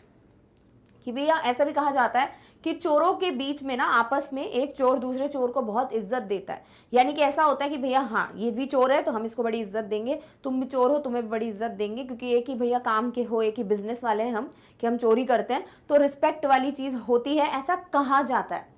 Which saying does this story illustrate? But इस कहानी में सिर्फ एक ही कहावत है जो प्रूव होगी, और इनमें से एक कहावत है जो बिल्कुल ही फॉल्स प्रूव हो जाएगी। या तो ऐसा पता चलेगा आपको कि हाँ एक चोर को पकड़ने के लिए एक दूसरे चोर का दिमाग चाहिए, या फिर चोरों के बीच में भी रिस्पेक्ट होती है, चोरों के बीच में भी ऑनर होता है, वो प्रूफ होगा आपको। तो देखते हैं ये स्टोरी आपको क्या बताने वाली है इन दोनों चीज़ों में से, और फटाफट से इसको हिंदी में पढ़ते हैं और फिर स्टोरी को स्टार्ट करेंगे। सो लेखक हैं विक्टर कैनिंग, और ऐसा कहा जाता है कि चोर को पकड़ने के लिए आपको एक चोर की मदद लेनी पड़ेगी। लेकिन यह भी कहा जाता है कि चोरों में मान सम्मान बहुत होता है। अब इस कहानी में कौन सी कहावत है जिसे दर्शाया गया है, वही आपको पता लगाना है। तो वो आपको डेफिनेटली तभी पता चलेगा जब आप इस स्टोरी को पूरा अंत तक पढ़ लोगे। और एक चीज़ है जो आपको बहुत अच्छे से प्रूफ होगी कि भैया ऑनर होता है कि नहीं और चोर की मदद लेनी पड़ती है कि नहीं। क्लियर? ओके, चलिए। Everyone thought Horace Danby was a good, honest citizen. पहला जो कैरेक्टर है वो कौन है? हॉरेस डैनबाय। नाम ध्यान में रखना है क्योंकि आपको नाम जो है वो दूसरे और आई डोंट गेस इतने मिलने वाले हैं। सो हॉरेस डैनबाय इज द कैरेक्टर जिसकी हम बात करने वाले हैं, जिसके बारे में लोगों को लगता था कि वो बहुत ही अच्छा और बहुत ही ईमानदार सिटीजन है। Horace was about 50 years old, unmarried, lived with a housekeeper who worried over his health. तो हॉरेस जो है वो करीबन 50 साल की उम्र के हैं, ठीक है, 50 करीबन उनकी एज है। शादीशुदा नहीं है, शादी नहीं हुई है उनकी। And lived with a housekeeper, और एक घर की देखभाल करने वाले पर्सन है जो उनके घर में रहते हैं और उन्हीं की तबीयत के बारे में बहुत ज़्यादा चिंता करते हैं कि हॉरेस की तबीयत जो है वो ख़राब रहती है, तो उस पर बहुत ज़्यादा वो चिंता करते हैं। Usually very well and happy except for attacks of hay fever in summer. क्या बहुत ज़्यादा बीमारी है इनको, कोई बहुत बड़ी बीमारी है? ऐसा नहीं है। अक्सर तो ये बहुत ही खुश रहते हैं, अक्सर बहुत ही बढ़िया इनका स्वास्थ्य है, बट इनको समर में गर्मी के दौरान हे फीवर के अटैक पड़ते हैं। हे फीवर क्या होता है? एक तरीके की एलर्जी होती है जिसमें धूल हो सकता है या कोई फूल हो सकता है, जिसकी वजह से जैसी उसकी खुशबू जाती है उस फूल की, तो आप जो भी इंसान है उसको छींके आने लगती है बार बार लगातार। तो वैसे अटैक पड़ते रहते हैं इनको समर्स में या गर्मियों के मौसम में। उसके अलावा इनको कोई बीमारी नहीं है, बढ़िया हैं, भले चंगे इंसान हैं और खुश रहते हैं। क्लियर? अब इसमें बहुत सारे वर्ड्स हैं, पहले वो पढ़ लेते हैं। सो सिटीजन का मतलब होता है इनहैबिटेंट, कहीं का भी रहवासी यानी कि नागरिक। Housekeeper is a person employed to manage a household, एक घर की देखभाल करने के लिए जिस इंसान को रखते हैं दैट इज हाउस कीपर। सो घर की देखभाल करने वाला। साथ ही साथ हे फीवर को भी पढ़ लेते हैं। हे फीवर क्या है? An allergy caused by pollen और dust in which the mucous membrane of the eyes and nose are inflamed, causing running of the nose and watery eyes. Hay fever एक तरीके की एलर्जी है जिसमें फूल में नहीं पीला पीला कुछ होता है। अगर आपने वो रेड कलर का फूल देखा हुआ है जिसमें येलोविश ऊपर छोटे छोटे डॉट्स होते हैं पाउडरी टाइप, उसे पोलन कहा जाता है। तो वो पोलन की वजह से भी किसी किसी को एलर्जी होती है, या फिर धूल की वजह से एलर्जी होती है, जिसमें जो हमारी गीली परत होती है, म्यूकस मेम्ब्रेन होती है आंख की और नाक की, वो सूज जाती है, इन्फ्लेम कर जाती है जिस भी पर्सन को हे फीवर होता है। और फिर उसको कॉन्स्टेंटली उसकी नाक बहती है या वाटरी आइज होती है, छींकें आती हैं, that is what is an allergy, जिसे कहा जाता है हे फीवर। हिंदी में से कहा जाता है परागस ज्वर, ठीक है, ज्वर बुखार भी कहते हैं। सो दिस इज समथिंग जो कि किसको है भाई? हॉरेस डैनबाय को। क्लियर? ओके। हर कोई सोचता था कि हॉरेस डैनबाय एक अच्छा ईमानदार नागरिक था। वह लगभग 50 वर्ष का था और अविवाहित था, और वह एक देखभाल करने वाले के साथ रहता था जिसे उसके स्वास्थ्य की बहुत चिंता रहती थी। गर्मियों में परागस ज्वर के अलावा वह आमतौर पर बहुत अच्छा और खुश रहता था। यानी गर्मियों में बस उसको ये हे फीवर जो है, जो परागस ज्वर है, उसके अटैक्स पड़ते थे। उसके अलावा तबीयत वगैरह बढ़िया रहती थी और कोई बीमारी नहीं थी। और एक इंसान थे, एक हाउस कीपर थे, घर के देखभाल करने वाले, जिनके साथ ये रहते थे और उनको बड़ी चिंता होती थी हॉरेस की, क्योंकि ये हे फीवर से ग्रसित थे। साथ ही साथ हर कोई सोचता था हॉरेस को देखकर कि तो बढ़िया इंसान है और ये 50 साल के हैं और अनमैरिड है। Clear? Okay. Made locks and was successful enough at his business to have 2 helpers. Was good and respectable but not completely honest. Horace का काम क्या था? असली बिजनेस क्या था? ताले बनाना, लॉक्स बनाना। और ताले बनाने का जो बिजनेस था बढ़िया चल रहा था हॉरेस का। ऐसा कैसे प्रूफ होता है? क्योंकि हॉरेस ने अपने काम में मदद करने के लिए 2 हेल्पर्स को रखा था, 2 सेवकों को रखा था। और जब तक आपका काम चल नहीं रहा, आपके पास पैसा नहीं देने के लिए, तो आप किसी को क्यों रखोगे काम पे, राइट? तो ये जो है अच्छा खासा कमा लेते थे, बिजनेस में सक्सेसफुल थे, इसीलिए इन्होंने 2 सेवक भी रखे हुए थे अपने काम के लिए, और दैट इज वाई कहा जाता है कि ये सक्सेसफुल थे। ठीक है? सो ये ताले बनाते थे और उस ताले बनाने के काम में बहुत सक्सेसफुल थे। Was good and respectable, as a person बहुत अच्छे थे, रिस्पेक्टेबल थे, बट कंप्लीटली ऑनेस्ट नहीं थे। यानी कि जो बिगिनिंग में आपको दिया है ना डिस्क्रिप्शन, कि ऐसा लोगों को लगता था कि हॉरेस बड़े रिस्पेक्टेबल हैं, बड़े ऑनेस्ट हैं, ऐसा कुछ था नहीं, क्योंकि वो ईमानदार नहीं थे। कुछ ऐसा था जो वो कर रहे थे जो एक ईमानदार पर्सन नहीं करता है, और वो क्या है वो आगे देखेंगे। सबसे पहले इसको हिंदी में देखते हैं। वह ताले बनाता था और उसमें वह पर्याप्त रूप से सफल रहा। व्यवसाय में उसके पास 2 सहायक थे, 2 सहायक रखे हुए थे उन्होंने, तो डेफिनेटली उन सहायकों को वेतन देने के लिए, सैलरी देने के लिए पैसा होगा, तो वो क्या थे भैया, सफल थे अपने बिजनेस में। हाँ, हॉरिस डेनबाय अच्छा और सम्मानजनक था, लेकिन पूरी तरह से ईमानदार तो बिल्कुल नहीं था। अभी ऐसा क्या किया था कि वो ईमानदार नहीं था, वो पढ़ लेते हैं।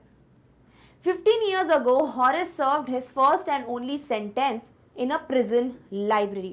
क्योंकि 15 साल पहले की बात है कि हॉरिस ने अपनी जिंदगी का पहला और आज तक का बोलेंगे, जो अभी तक का समय हो गया है उनकी लाइफ का, तब तक का आखिरी, तब तक का, उसके आगे क्या होता है पता नहीं, तो अपनी लाइफ का पहला एंड ओनली सेंटेंस यानी जेल भोग के आए थे वो, कहां पर, प्रिजन लाइब्रेरी में।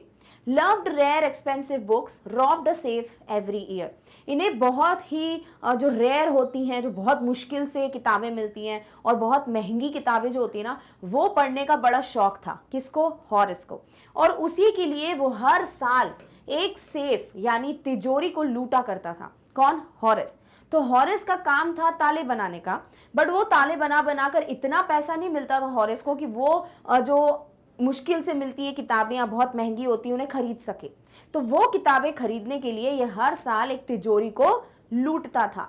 Each year planned carefully just what he would do, stole enough to last for 12 months and secretly bought the books he loved through an agent. होता क्या था कि हर साल हॉरिस जो हैं वो अपना पूरी प्लानिंग बड़े अच्छे से करते थे। पूरा साल जो है वो उनको एक ही चोरी करनी पूरे साल भर में, तो प्लानिंग बढ़िया होनी चाहिए। सो प्लान करते थे केयरफुली कि एग्जैक्टली क्या करना है, फंस ना जाए, इतना पैसा चुराना है कि भैया बाकी के जो 12 महीने हैं वो निकल जाएं, और साथ ही साथ जो बुक्स उनको खरीदनी है, जो एक्सपेंसिव होती है, जो मुश्किल से मिलती हैं, वो किसी एजेंट या दलाल से जो है बुक्स खरीद लें। ठीक है, तो उनका क्या रहता था प्लानिंग कि भैया बाकी टाइम तो ताले बनाने, बट साल में एक बार चोरी करनी है, चोरी करने के लिए प्लानिंग करनी है, और प्लानिंग ऐसी होनी चाहिए कि भैया इतना पैसा मिल जाए चोरी करके कि 12 महीना भी कट जाए, ताकि अगले साल तक की चोरी तक पैसे रहें, साथ ही साथ जो किताबें खरीदनी है वो आसानी से खरीद सके। Clear, okay. तो अब समझ आया कि वो ईमानदार क्यों नहीं है, जेल गए हैं, चोरी करते हैं, तो भैया ईमानदार थोड़ी हुए। Done, okay. सबसे पहले सेंटेंस का देख लेते हैं meaning. The punishment assigned to a defendant found guilty by a court. Court में जिस भी इंसान को गिल्टी पाया जाता है कि हाँ ये मुजरिम है, इसने गलत किया है, उसको जो भी सजा सुनाई जाती है उसे सेंटेंस कहा जाता है। तो दैट इज व्हाट इज सजा। सेफ क्या है, एक आयन अलमीरा, एक लोहे की छोटी सी अलमारी जैसा दिखता है, जिसे हम हिंदी में तिजोरी के नाम से जानते हैं। That is what is safe. Clear, okay. 15 साल पहले हॉरिस ने जेल पुस्तकालय में अपनी पहली और एकमात्र सजा काट ली थी। हॉरिस को दुर्लभ महंगी किताबें पसंद थी और हर साल एक तिजोरी को वो लूटा करता था। हर साल सावधानी पूर्वक योजना बनाता कि वह क्या करेगा। 12 महीने तक चलने के लिए पर्याप्त चोरी की और गुप्त रूप से एक एजेंट से अपनी पसंद की किताबें खरीदी। यानी साल भर का उनका यही प्रोसेस था कि भैया इतने पैसे तो आ जाए कि मैं बुक्स भी ले लूं और मेरे 12 महीने का जो भी छोटा मोटा खर्चा है वो भी चल जाए। Clear, okay. Walking in the bright July sunshine, felt sure that this year's robbery will be as successful as all the others. तो यहाँ पर क्या होता है, ये जो पर्टिकुलर हॉरिस हैं वो अभी कहाँ वॉक कर रहे हैं भैया, जुलाई का मंथ है, बहुत तेज धूप है, क्योंकि जुलाई वगैरह में गर्मी वगैरह आई जाती है, मतलब गई नहीं होती है, अभी होती थोड़ी बहुत गर्मी। ठीक है, सो ये जो है जुलाई के महीने में बिल्कुल तेज तड़कती धूप के नीचे वॉक कर रहे हैं और सोच क्या रहे हैं कि भैया हर साल की तरह इस साल की जो चोरी है वो भी बढ़िया रहने वाली है, सफल होने वाली है। For 2 weeks had been studying the house at Shotover Grange. Looked at its rooms, its electric wiring, its paths and its garden.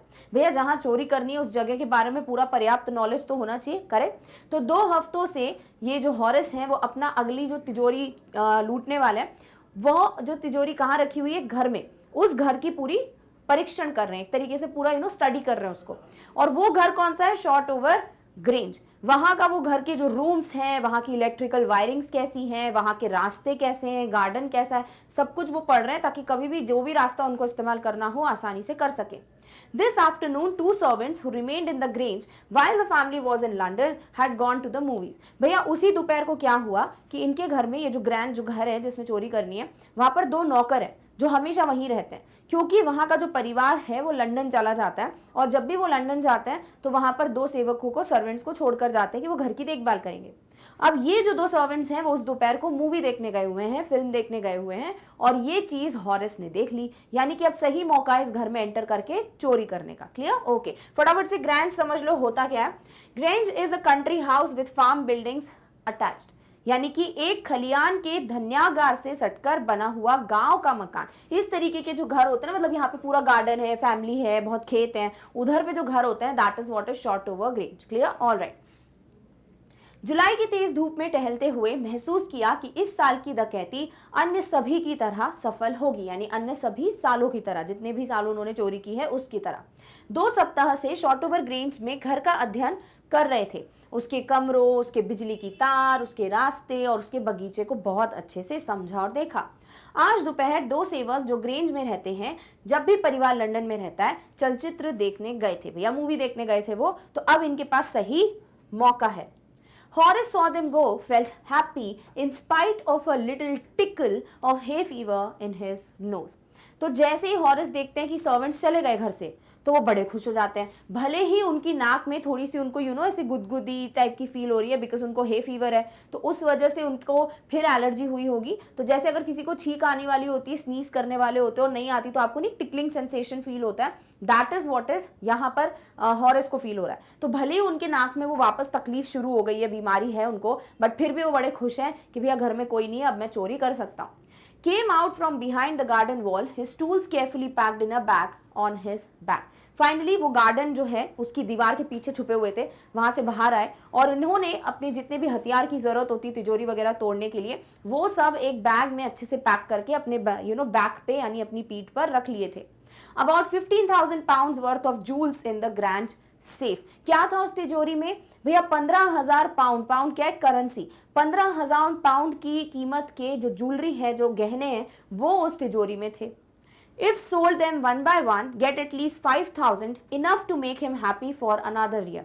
अगर एक एक करके भी उस ज्वेलरी को वो बेचेंगे ना, उनको 5,000 तो मिल ही जाएंगे, और वो 5,000 उनके लिए बहुत होंगे उनको अगले साल तक खुश रखने के लिए, यानी कि वो बुक्स खरीद सकते हैं, अपने जो भी खर्चे हैं वो कर सकते हैं। क्लियर? तो आपको पता होना चाहिए कि क्या रखा हुआ है उस तिजोरी में। सबसे पहले टिकल इज लाइट टच, यानी गुदगुदाहट उनको महसूस हुई नाक में। पाउंड्स क्या है? Basic monetary unit of UK, UK की मूल मौद्रिक इकाई। ठीक है, तो यूनाइटेड किंगडम के यहाँ पर जो करेंसी होती है पाउंड्स, वो उतने 15,000 पाउंड्स बहुत ज्यादा होते हैं, उतने कीमत की ज्वेलरी जो है उस तिजोरी में रखी गई थी। क्लियर? ओके। हॉरेस ने उन्हें जाते देखा, किसको? उन सेवकों को। उसकी नाक में हे फीवर की एक छोटी सी गुदगुदी के बावजूद उसे खुशी महसूस हुई कि भैया वो छोड़ो बीमारी, मुझे फाइनली घर ये मिल जाएगा। बगीचे की दीवार के पीछे से हॉरेस बाहर आया और उसके औजार उसने सावधानी से उसकी पीठ पर एक बैग में पैक किए थे। ग्रेंज तिजोरी में करीब 15,000 पाउंड मूल्य के गहने थे। अगर उन्हें एक एक करके भी बेचा जाए तो कम से कम हॉरेस 5,000 रुपए प्राप्त कर सकता था, जो उसे एक और साल के लिए खुश करने के लिए पर्याप्त है। Clear? Okay. 3 very interesting books coming up for sale in the autumn would get the money to buy them. बड़े एक्साइटेड थे हॉरेस, क्योंकि ऑटम, अभी जो शरद ऋतु आने वाली थी, उसमें 3 बढ़िया बहुत ही इंटरेस्टिंग बुक्स जो है वो सेल पे लगने वाली थी, और वो किताबें इनको चाहिए, तो वो खरीदने के लिए पैसे आ जाएंगे उनके पास, तो बड़े खुश थे कि भैया ये बस जो चोरी है वो बढ़िया तरीके से हो जाए। Had seen the housekeeper hang the key to the kitchen door on a hook outside. अब इनकी नजरें पूरा टाइम उस घर पे थी। ठीक है, तो इन्होंने देखा था कि ये जो हाउसकीपर है वो घर की चाबी जो है वो हमेशा किचन के बिल्कुल जो डोर है, ठीक है, किचन का जो दरवाजा है, वहां पर एक हुक लगा हुआ है, उस पर टांग के चले जाते थे, तो वो चाबी निकाल के बढ़िया वो घर में एंटर कर सकते हैं। Put on a pair of gloves, took the key and open the door. उन्होंने फटाफट से जो दस्ताने हैं, ग्लव्स हैं, वो पहने, चाबी उठाई, दरवाजा खोला। Was always careful not to leave any fingerprints. और ग्लव्स वो हमेशा पहन के ही चोरी करते थे, ताकि वो कहीं पे भी फिंगरप्रिंट्स जो हैं वो ना छोड़ दें, क्योंकि फिंगरप्रिंट से आसान हो जाता भैया पुलिस के लिए कि हॉरेस ने चोरी की है, उसको पकड़ के ले जाते। तो ये हमेशा केयरफुल होते थे कि मैं चोरी तो करूं, बट सावधानी से करूं कि मैं फिंगरप्रिंट्स ना छोड़ दूं। क्लियर? ओके। ऑटम का मतलब है the season after summer and before winter. ठीक है, सर्दियों के पहले और गर्मियों के बाद जो सीजन आता है ना बीच में, उसे कहते हैं शरद ऋतु या फिर ऑटम। डन? ओके। शरद ऋतु में बिक्री के लिए 3 बहुत ही रोचक किताबें आने वाली थी और उन्हें खरीदने के लिए हॉरेस को पैसे मिल जाएंगे। सेवक को रसोई के दरवाजे की चाबी बाहर हुक पर टांगते देखा था और एक जोड़ी दस्ताने पहने चाबी ली और दरवाजा खोला। तो उन्होंने ग्लव्स पहने, ठीक है, और देखा कि भैया वो जो किचन डोर है उसकी चाबी जो है वो एक हुक पे लगा देते थे, तो वो हुक से चाबी उठा के खोल लिया गेट। हमेशा इस बात का ध्यान रखा जाता था कि कहीं कोई उंगलियों का निशान न रह जाए, क्योंकि अगर उंगलियों का निशान रह गया तो हॉरेस पकड़े जाएंगे। ठीक है, चलो देखते हैं हॉरेस एंटर करेंगे घर में तो फिर क्या होने वाला है। Small dog was lying in the kitchen. It stirred, made it a noise and moved its tail in a friendly way. भैया इस घर में एक छोटे से डॉगी जो है वो भी रहते हैं, तो वो डॉगी जो है किचन में लेटा हुआ था और जैसे ही उसने देखा हॉरेस को तो वो थोड़ा मूव हुआ, उसने थोड़ी आवाज़ निकाली। ऑब्वियसली डॉग्स जैसे किसी नए को देखेंगे तो एकदम से बाक करते हैं, राइट। तो उसने थोड़ी बहुत आवाज़ निकाली और अपनी जो पूंछ है, टेल है, उसको फ्रेंडली तरीके से वैक करने लगा, हिलाने लगा। हॉरेस सेड ऑल राइट शेरी। शेरी कौन है भाई? डॉगी। डॉगी का नाम क्या है? शेरी। तो यहाँ पर हॉरेस जो है वो डॉग को बोलते हैं ऑल राइट शेरी, अरे शेरी चुप हो जाओ, ऐसे करके। ऐसा क्यों बोला उन्होंने? All you had to do to keep dogs quiet was to call them by their right names and show them love. Horace का कहना है कि अगर आप किसी भी डॉग को शांत कराना चाहते हो कि वो भौंके ना और लोगों को पता ना चल जाए, तो बस आप दो चीज़ों का ध्यान रखें। एक, उस डॉग का सही नाम बोले ताकि उस डॉग को पता रहे कि भैया आपको वो जानते हैं, क्लियर, तो उनको लगेगा कि हाँ ये मेरे को जानता है तो मैं भी इसको जानता हूँ, तो सही नाम बोलना है। दूसरी बात, उसको प्यार से डील करना है। आपको ऐसे नहीं चिल्लाना नहीं है, हुश हुश ऐसे नहीं करना है, आपको गुस्सा नहीं दिखाना, बल्कि बड़े प्यार से उसके साथ डील करना है। तो ये दो तरीके वो बताते हैं आपको इस चैप्टर में कि कैसे आप एक डॉग को शांत कर सकते हो, क्लियर। तो वही करते हैं, वो शेरी का सही नाम बताते हैं और उसको बड़े प्यार से बोलते हैं ऑल राइट शेरी, ऑल राइट शेरी, ताकि वो जो है भौंके ना, क्लियर। फटाफट से स्टर्ड का मीनिंग देख लेते हैं। स्टर्ड मीन्स मूव और कॉज टू मूव स्लाइटली, यानी कि एक बहुत ही स्लाइट सी, थोड़ी सी जो मूवमेंट है जिसे हम हिलना कहेंगे, कि भैया जो शेरी है वो थोड़ा सा हिला, क्लियर। छोटा डॉग रसोई में लेटा हुआ था, वो थोड़ा हिला, उसने आवाज की और अपनी पूंछ को मित्रतापूर्ण हिलाने लगा। हॉरेस ने कहा अच्छा शेरी, सही से उसका नाम लिया और प्यार से बोला अच्छा शेरी। सो डॉग्स को शांत रखने के लिए आपको बस इतना करना था कि उन्हें उनके सही नाम से पुकारें और उन्हें बहुत प्यार दिखाएं, ताकि उन डॉग्स को ये ना लगे कि अरे मैं इसको जानता नहीं हूं, clear, okay. Safe was in the drawing room behind a rather poor painting. Horace wondered whether he should collect pictures instead of books, but they took up too much room. In a small house, books were better. तो Horace जो है वो देखते हैं कि जो तिजोरी है, सेफ है, वो ड्राइंग रूम में रखी हुई है, ठीक है, जहाँ पे सब लोग बैठते हैं आकर। उस ड्राइंग रूम में वो तिजोरी थी। कहाँ रखी हुई थी? Behind a rather poor painting, एक बहुत ही बेकार सी पेंटिंग बनी हुई थी, उस पेंटिंग के पीछे तिजोरी लगवाई गई थी। हॉरेस वंडर्ड, हॉरेस सोचने लगे, एक देर थोड़ी देर के लिए वो ऐसे सोचने लगे कि weather he should collect pictures instead of books. उन्होंने सोचा क्या मैं बुक्स की जगह पर ये जो पेंटिंग्स हैं वो लेके चले जाऊं, मतलब कुछ पेंटिंग्स उनको लग रही थी कि चलो ये ले जाने लायक है, तो उन्होंने सोचा चलो ये पेंटिंग्स ले जाता हूँ, बुक्स को रहने देता हूँ। बट फिर उनको लगा कि नहीं, बुक्स ले जाना ज्यादा बेहतर होगा। क्यों? But they took up too much room, क्योंकि पेंटिंग्स जो है वो घर का बहुत ज्यादा स्पेस खाती हैं, आपको बहुत जगह चाहिए उन पेंटिंग्स को लगाने के लिए। In a small house books were better, Horace का घर छोटा था तो उनको लग रहा था भैया मेरा घर छोटा है तो छोटे घर के लिए बुक्स बेटर है, क्योंकि पेंटिंग लगाऊंगा तो बहुत सारी जगह खा जाएंगी वो पेंटिंग्स, क्लियर, ओके। तिजोरी बैठक के कमरे में थी, बल्कि एक खराब पेंटिंग के पीछे थी। हॉरेस ने सोचा क्या उन्हें किताबों के बजाय चित्र एकत्र करना चाहिए, कि यहाँ जितनी भी जो चित्र बने हुए हैं वो सब ले जाएं। लेकिन चित्र बहुत अधिक जगह लेते हैं, एक छोटे से घर में किताबें बेहतर थी कि भैया किताबें इतनी जगह नहीं खाती हैं तो किताबें बेहतर हैं, चित्रों को मैं नहीं लेके जाता हूँ। A great bowl of flowers on the table. Horace felt his nose tickle, gave a little sneeze and then put down his bag. अभी होता क्या है कि जैसे ही वो अब घर में एंटर करेंगे, अब उनको पूरा देखना है कि किधर तिजोरी खोलनी है एंड एवरीथिंग, तो वहां पर एक टेबल में, उस घर में ड्राइंग रूम में एक टेबल पर एक बोल रखा था, एक कटोरा टाइप का या मे बी एक पॉट रखा होगा, फ्लावर पॉट, और उसके अंदर बहुत सारे फ्लावर्स थे, फूल थे। Horace felt his nose tackle, अभी मैंने बोला ना कि वो फूल में पोलन ग्रेन्स होते हैं जिससे एलर्जी होती है, टिकलिंग होती है, राइट। सो वो पोलन ग्रेन्स की वजह से जो फूलों में थे, उस वजह से नाक में एक अजीब सी गुदगुदी महसूस होने लगी। किसको? हॉरेस को। तो उन्होंने थोड़ा सा छींका, ठीक है, हल्की सी छींक आई उनको, स्नीज यानी छींक, and then put down his bag, और फिर उन्होंने जो बैग्स थे जिसमें टूल्स रखे थे वो नीचे रखा। केयरफुली अरेंज्ड हिज टूल, बड़े प्यार से उन्होंने टूल्स को अरेंज किया कि भैया कब कौन सा पहला टूल चाहिए रहेगा तिजोरी खोलने के लिए, तो ऐसे टूल्स को उन्होंने क्लाइंट से अरेंज किया। Had 4 hours before the servants return, भैया अभी जो ये सर्वेंट्स हैं जो घर में सेवक थे, मूवी देखकर वो आने वाले थे, अभी कितना समय था, 4 घंटे, ठीक है, 4 घंटे तक ये सर्वेंट्स घर में एंटर नहीं करते, वो भी इनको पता था। तो वो 4 घंटे में इनको चोरी भी करनी है और बिना चुपचाप से बिना पकड़े जाए उनको घर भी पहुंचना है। तो वो उनके पास टाइम था भैया 4 घंटे टूल्स को सही तरीके से उपयोग करके तिजोरी खोलने के लिए। Safe was not going to be hard to open, अब हॉरिस के लिए तिजोरी खोलना कोई बड़ी बात थी नहीं, बड़ी आसानी से वो किसी भी तिजोरी को ओपन कर सकते हैं। He had lived with locks and safes all his life, क्योंकि उनका बिजनेस ही है ताले बनाने का, लॉक्स बनाने का, तो जिंदगी उनकी निकल गई लॉक्स और तिजोरियों के बीच, तो इसीलिए कोई भी तिजोरी जो है वो ओपन बहुत ही आसानी से कर सकते थे। सबसे पहले स्नीज का मीनिंग देख लेते हैं। Sneeze make a sudden involuntary expulsion of air from the nose and mouth due to irritation of one's nostrils. So ये जो है this is the nose, these are the nostrils, ठीक है, ये जो होल्स हैं दीज आर द नॉस्ट्रल्स, और nostrils में अगर थोड़ा भी इरिटेशन होता है तो हमारा जो बॉडी है वो इनवॉलंटरीली का मतलब क्या होता है, आपकी परमिशन के बिना। सपोज अभी जब तक मेरा मन नहीं हो तब तक ये हाथ उठेगा नहीं, ठीक है, अभी मैं ऐसे खड़ी हूं, अभी मेरे को बॉडी चाहे भी तो मेरा हाथ नहीं उठा सकती जब तक मैं अपने हाथ को मूव ना करूं।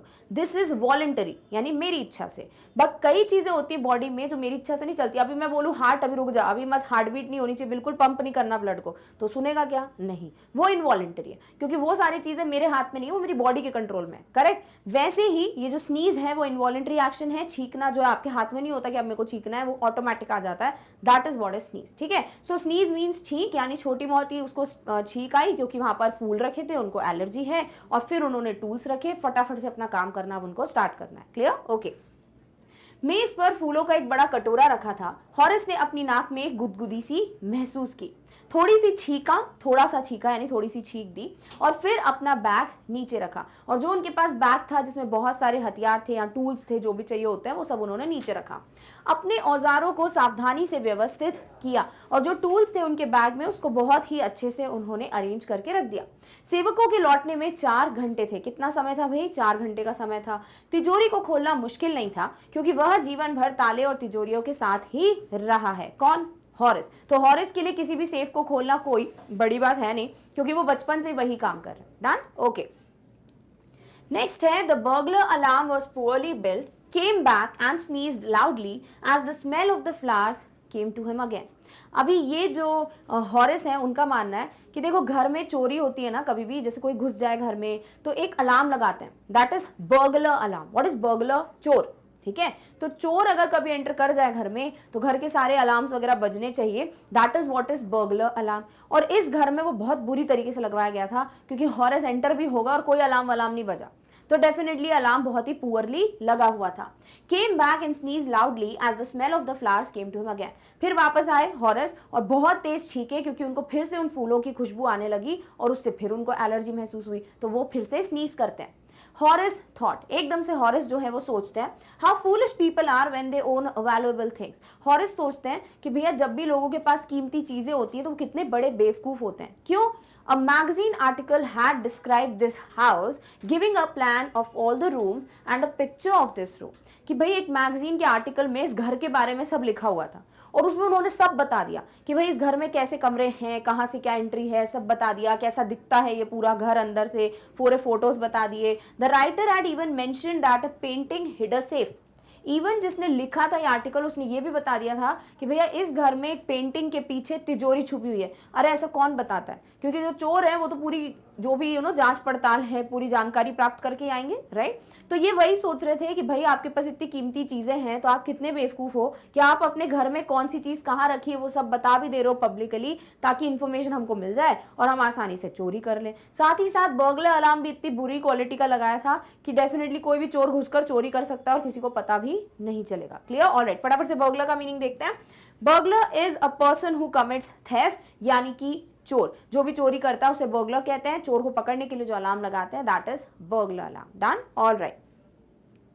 अब इसे हिंदी में देख लेते हैं। सो बर्गलर अलार्म जो है वो खराब तरीके से बनाया गया था इस घर में, क्योंकि चोर जो है वो पकड़ा ही नहीं गया, राइट। सो बर्गलर अलार्म जो है वो डेफिनेटली बहुत ही बुरी क्वालिटी का था।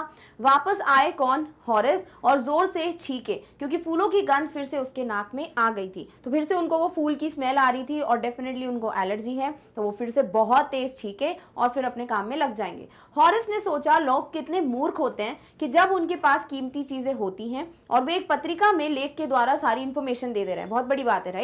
सो डेफिनेटली उनको लगता है कि लोगों के पास कीमती चीजें तो हैं, बट वो इतने बड़े मूर्ख कैसे हो सकते हैं कि वो पूरी इंफॉर्मेशन पब्लिकली अनाउंस कर दें। एक पत्रिका के लेख में इस घर का वर्णन किया गया था, जिसमें सभी कमरों की योजना और इस कमरे की तस्वीर भी दी गई थी कि कैसे दिखते हैं रूम्स, कैसे कैसे बने हुए हैं, वो सब कुछ अच्छे से बताया गया था। लेखक ने यह तक उल्लेख किया था कि पेंटिंग ने तिजोरी को छुपा रखा था, यानी कि एक पेंटिंग है जिसने तिजोरी को छुपा के रखा है, यानी तिजोरी पेंटिंग के जस्ट पीछे है। Clear? The flowers were hindering Horace in his work. Buried his face in his handkerchief. अब हॉरेस को लगता है कि ये फूलों की वजह से ना उसका काम बहुत ज्यादा रुक रहा है, ठीक है। तो वो एक हिंड्रेंस, एक बाधा प्रकट कर रहे थे। कौन? ये जो फ्लावर्स हैं। तो अब क्या कर सकते हैं भाई, वो अगर अपने मुंह को या नाक को छुपा लेंगे तो शायद बेटर फील करें। तो उन्होंने अपना हैंडकरचीफ लिया, एक रुमाल लिया और उससे अपने पूरे मुंह को दबा लिया। Heard a voice say from the doorway, "What is it? A cold or hay fever?" एकदम से उनको जो दरवाजा है, जो डोरवे है जहां से एंट्री होती है, वहां से एक आवाज सुनाई देती है। किसी ने उनसे पूछा कि ये क्या है, लाइक तुम्हें कौन सी बीमारी है, सर्दी की वजह से छींक रहे हो या हे फीवर की वजह से छींक रहे हो। अब हॉरेस सोचते नहीं है कि घर में तो कोई था नहीं तो मुझसे कौन पूछ रहा है, एकदम से जवाब दे देते हैं hay fever, and found himself sneezing again. तो हॉरेस सोचते नहीं है कि मुझे जवाब, मतलब कौन है जो इस घर में मुझसे पूछ रहा है, अभी तक तो घर में कोई था नहीं, और वो एकदम से बोलते हैं कि हे फीवर है, यानी मुझे सर्दी नहीं है, मुझे हे फीवर है, और फिर एकदम से वो बहुत जोर से छींक देते हैं। फटाफट से देख लो आप हिंडरिंग का meaning. Hindering is make it difficult for someone to do something or for something to happen.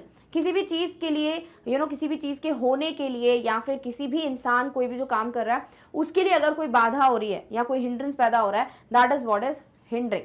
Next है doorway, an entrance to a room और बिल्डिंग थ्रू अ डोर। या तो एक बिल्डिंग के लिए एंट्रेंस या किसी रूम का जो एंट्रेंस है उसे कहते हैं एक प्रवेश द्वार, that is what is doorway. Done? Okay.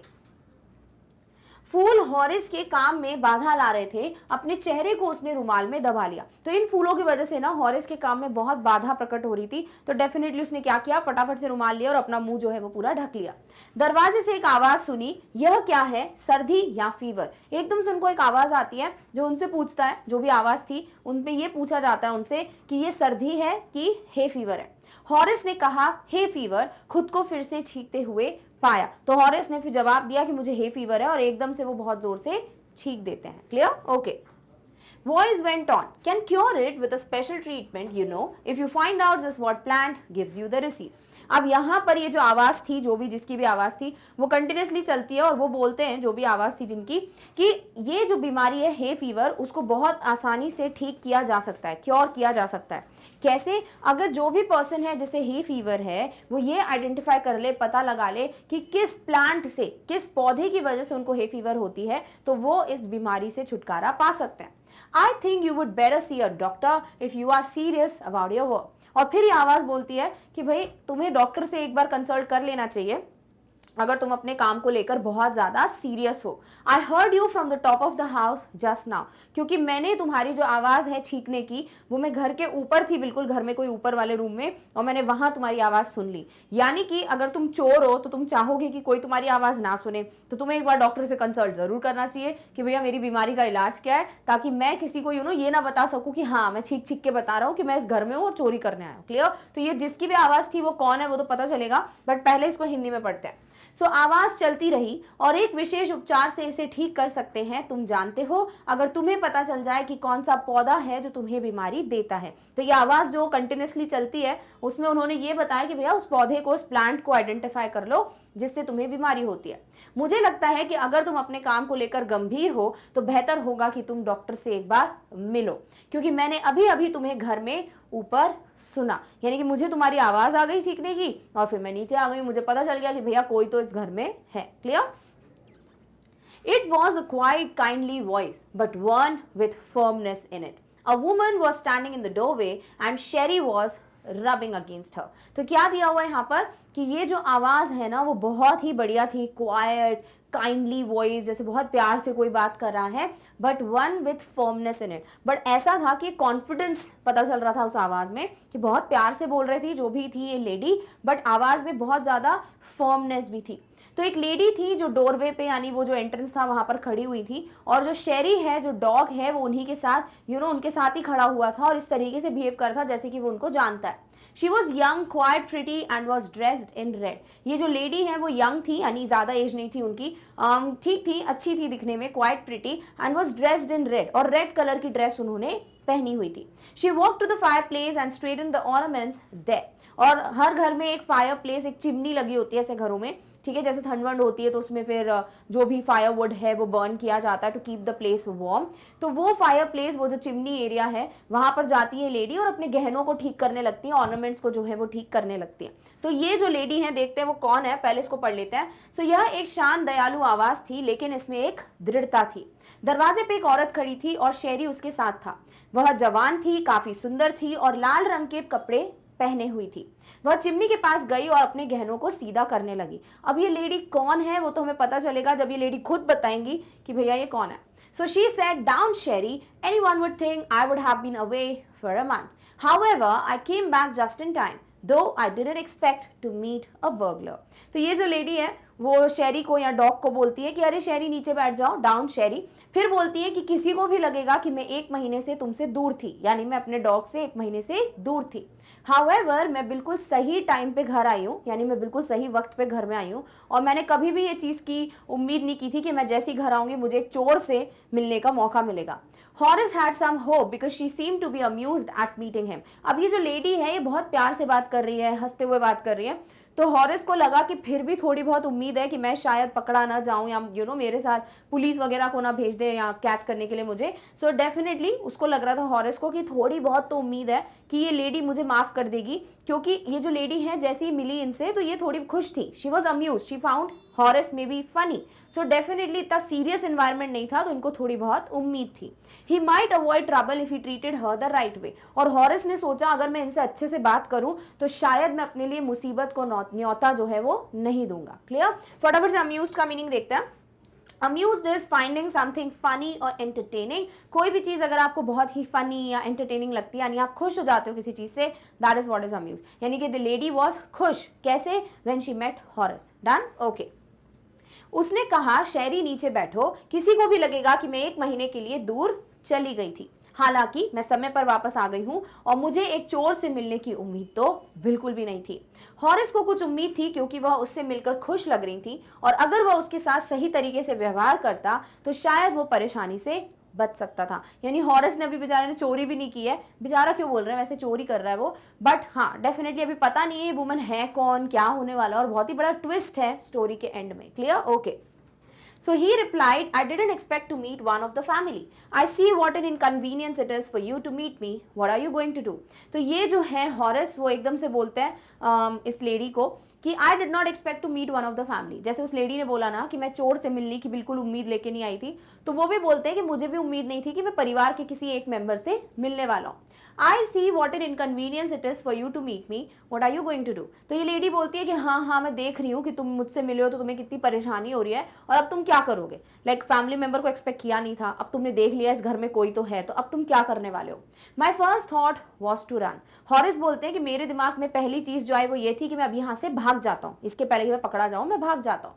Of course you could do that, but I would telephone the police and tell them all about you. They would get you at once. तो ये lady बोलती है कि of course तुम भाग सकते हो, भाग जाओ भले, बट मैं सबसे पहले क्या करूंगी, पुलिस को कॉल करूंगी और तुम्हारे बारे में सब बता दूंगी, और तुम्हें वो चुटकियों में पकड़ लेंगे। तुम्हें भागना है भागो, पुलिस तो वैसे भी तुमको पकड़ ही लेगी। हॉरिस ने जवाब दिया, मुझे परिवार में से किसी एक से भी मिलने की उम्मीद नहीं थी। मैं देख रही हूँ कि तुमको मुझसे मिलकर कितनी असुविधा हुई है, ऐसा वो लेडी कहती है, और अब तुम क्या करने वाले हो? मेरा पहला विचार यहाँ से भाग जाने का था। तो ये चीज बोलते हैं हॉरिस कि मैं सोच रहा था कि मैं यहाँ से भाग जाऊं। बेशक तुम ऐसा कर सकते थे, लेकिन मैं पुलिस को फोन करती और उन्हें तुम्हारे बारे में सब बता देती। वे तुम्हें बहुत जल्दी पकड़ लेते या वे तुम्हें तुरंत ही पकड़ लेते। तो इस तरीके से वो धमकी देती है कि कोई बड़ी बात नहीं, भाग जाओ, पुलिस को बता दूंगी, वो तुम्हें वैसे ही पकड़ लेगी। Horace said, I would of course cut the telephone wires first, and then he hesitated, a smile on his face. अभी इधर पे ना ये जो हॉरस है वो बोलते हैं कि ऑफ कोर्स मैं इतना भी बेवकूफ थोड़ी हूँ, सबसे पहले मैं टेलीफोन की जितनी वायर्स हैं वो कट करके जाऊंगा, तभी तो वायर्स के बारे में पूरी स्टडी करके आए थे कौन, हॉरस। तो वो बोलते हैं मैं घर की जितनी भी टेलीफोन वायर्स है वो सब कट कर देता, और उसके बाद फिर कोई बात नहीं बोली उन्होंने, थोड़े हिचकिचाए बोलने में, पर उनके चेहरे पे एक अलग ही स्माइल थी। I would make sure that you could do nothing for some time. A few hours would be enough. और फिर हॉरिस ने बोला कि मैं ये चीज का पूरा ध्यान रखता कि कुछ घंटे तक आप कुछ ना कर पाए, शायद वो उनको बेहोश कर देते या मे बी अटैक करते उन पर। तो बोलते हैं कि मैं कुछ ऐसा करता जिसकी वजह से आप कुछ समय तक कुछ भी नहीं कर पाती, यानी कि मैं टेलीफोन वायर्स कट कर देता, भाग जाता और आप पुलिस को इन्फॉर्म नहीं कर पाती, और वैसे भी कुछ ही घंटों का समय चाहिए मुझे अपने काम को पूरा करने के लिए। She looked at him seriously. You would hurt me? तो ये जो लेडी है वो बहुत ही सीरियस तरीके से हॉरिस को देखती है और बोलती है तुम्हारा क्या मतलब है, मतलब तुम मुझे नुकसान पहुंचा के जाते, यू वुड हर्ट मी, क्या ये तुम्हारे दिमाग में चल रहा है? सबसे पहले हेजिटेटेड का मीनिंग देखते हैं। Hesitated is pause and indecision before saying और डूइंग समथिंग, यानी कोई चीज करने या बोलने से पहले अगर आप कुछ सोच रहे हो और उस वजह से आप हिचकिचा रहे हो, एक झिझक है, एक संकोच महसूस कर रहे हो, that is what is hesitate करना। डन? ओके। हॉरिस ने कहा निश्चित रूप से मैं पहले टेलीफोन के तार को काट देता, और फिर वह बोलते हुए हिचकिचाया और उसके चेहरे पर एक मुस्कान थी। मैं यह सुनिश्चित करूंगा कि आप कुछ समय के लिए कुछ नहीं कर पाओ, कुछ घंटे वैसे भी मेरे काम के लिए पर्याप्त होंगे। उसने उसे गंभीरता से देखा। किसने देखा भाई? उस लेडी ने हॉरिस को देखा। तुम मुझे चोट पहुंचाओगे कि क्या तुम मुझे हर्ट करने वाले हो? ऐसा तुम्हारा कोई प्लान है? तो हॉरिस ने कहा I think I was trying to frighten you when I said that you didn't frighten me. तो हॉरिस बोलते कि नहीं, मैं जब ऐसा बोल रहा था कि मैं कुछ ऐसा करूंगा कि आप कुछ घंटे तक कुछ ना कर पाओ, तो मैं आपको डराने की कोशिश कर रहा था, इसीलिए मैंने आपको ऐसा बोला। तो वो लेडी बोलती है पर तुमने मुझे बिल्कुल भी नहीं डराया, यानी इस बात से कौन ही डरता है, तो तुमने मुझे बिल्कुल भी डराया नहीं है। Horace suggested it would be nice if you would forget you ever saw me, let me go. तो हॉरिस बोलते देखिए मेरे पास एक आइडिया है कि मैं आपको एक चीज बोलूंगा कि प्लीज आप भूल जाओ कि आप मुझसे कभी मिली भी हो, और मुझे प्लीज जाने दो, यानी मुझे पुलिस के हवाले तो बिल्कुल भी मत करना। सो फ्राइटन का मीनिंग है मेक समवन अफ्रेड और एंशियस, यानी किसी को भी डराना is what is to frighten somebody. Horace ने कहा मुझे लगता है कि जब मैं ऐसा कह रहा था तो मैं आपको डराने की कोशिश कर रहा था। तो वो लेडी कहती है तुमने मुझे बिल्कुल भी नहीं डराया। हॉरिस ने सुझाव दिया अच्छा होगा यदि आप भूल जाओ कि आपने मुझे कभी देखा है और मुझे जाने दो। तो वो यहाँ रिक्वेस्ट कर रहा है हॉरिस कि आप मुझे प्लीज यहाँ से जाने दीजिए। The voice was suddenly sharp. एकदम से ये जो आवाज है वो बहुत तेज हो गई। पहले कैसी थी, बड़ी प्यार से काइंडली बात कर रही थी, वो एकदम से बहुत तेज आवाज में बात करती है। Why should I? क्यों तुम्हें जाने दो? You were going to rob me. तुम मेरे घर में आकर चोरी करने वाले थे और मैं तुमको जाने दूं? If I let you go, you will only rob someone else. और अगर मैं तुम्हें जाने दूंगी तो तुम किसी और के घर में चोरी करोगे। Society must be protected from main like you. और इस पूरी सोसाइटी को तुम्हारे जैसे लोगों से बचा के रखना चाहिए। हॉरिस स्माइल। अब ये सुनकर हॉरिस के चेहरे पे हंसी आ जाती है। I am not a man who threatens society. वो बोलते मैं ऐसा आदमी नहीं हूं जो मैं पूरी सोसाइटी को डरा कर या थ्रेटन करके रखता हूँ। Steel only from those who have a lot of money. मैं सिर्फ उन्हीं घर से चोरी करता हूँ जिनके घर पे बहुत ज्यादा पैसा होता है। Steal for a very good reason. और मैं चोरी भी एक बहुत अच्छे कारण के लिए करता हूँ। वो क्या है कि मुझे बुक्स पढ़ने का शौक है, बुक्स खरीदने के लिए चोरी करता हूँ। Hate the thought of prison. और जेल जाने की सोच से भी मैं बहुत बहुत नफरत करता हूँ। तो जेल की बात तो बिल्कुल भी मत करो। आवाज अचानक तेज हो गई और लेडी जो है वो कहती है कि मैं तुम्हें क्यों जाने दूं? तुम मुझे लूटने वाले थे और अगर मैंने तुम्हें जाने दिया तो तुम किसी और के घर में चोरी करोगे। तुम जैसे पुरुषों से समाज की रक्षा की जानी चाहिए। हॉरिस ये सुनकर मुस्कुराए और कहते हैं मैं ऐसा आदमी नहीं हूं जो समाज को धमकी देता है या डराता है। केवल उन लोगों के यहाँ चोरी करता हूं जिनके पास बहुत ज्यादा पैसा है। बहुत अच्छे कारण से चोरी करता हूं और जेल के विचार से मुझे नफरत है। तो इस पे लेडी क्या बोलती है? She laughed and he begged, thinking that he had persuaded her. अब ये लेडी को हंसी आने लगती है और ये देखकर हॉरिस को लगता है कि शायद वो मान गई हैं इनको भेजने के लिए। Look, I have no right to ask you for anything, but let me go and I promise never to do this kind of thing again. Really mean it. तो यहाँ पर हॉरिस बोलते हैं कि देखिए मैं आपसे वैसे कुछ मांग तो नहीं सकता हूँ, बट मैं आपसे एक ही चीज़ मांगूंगा कि प्लीज़ मुझे जाने दो और मैं आपको प्रॉमिस करता हूँ कि आज के बाद चोरी नहीं करूँगा। और सिर्फ बोलने के लिए नहीं बोल रहा हूँ, बिल्कुल 100% मैं आज के बाद से चोरी छोड़ दूंगा। Was silent watching him closely. She said, "You are really afraid of going to prison, aren't you?" तो ये लेडी जो है चुपचाप खड़ी थी और हॉरिस को देखती है और बोलती है तुम्हें देख के लगता है कि तुम जेल से ना बहुत डरते हो और तुम जेल जाना नहीं चाहते। क्या सच में तुम्हें इतना ज्यादा डर लगता है जेल जाने से? सो परसुएडेड का मीनिंग है कन्विंस, यानी किसी को राजी कर लेना। तो इनको लगता है शायद उस लेडी को उन्होंने राजी कर लिया है कि वो उनको जाने दे। वह हंसी और हॉरिस ने विनती की यह सोचकर कि उन्हें मान लिया है कि वो हॉरिस को जाने दे।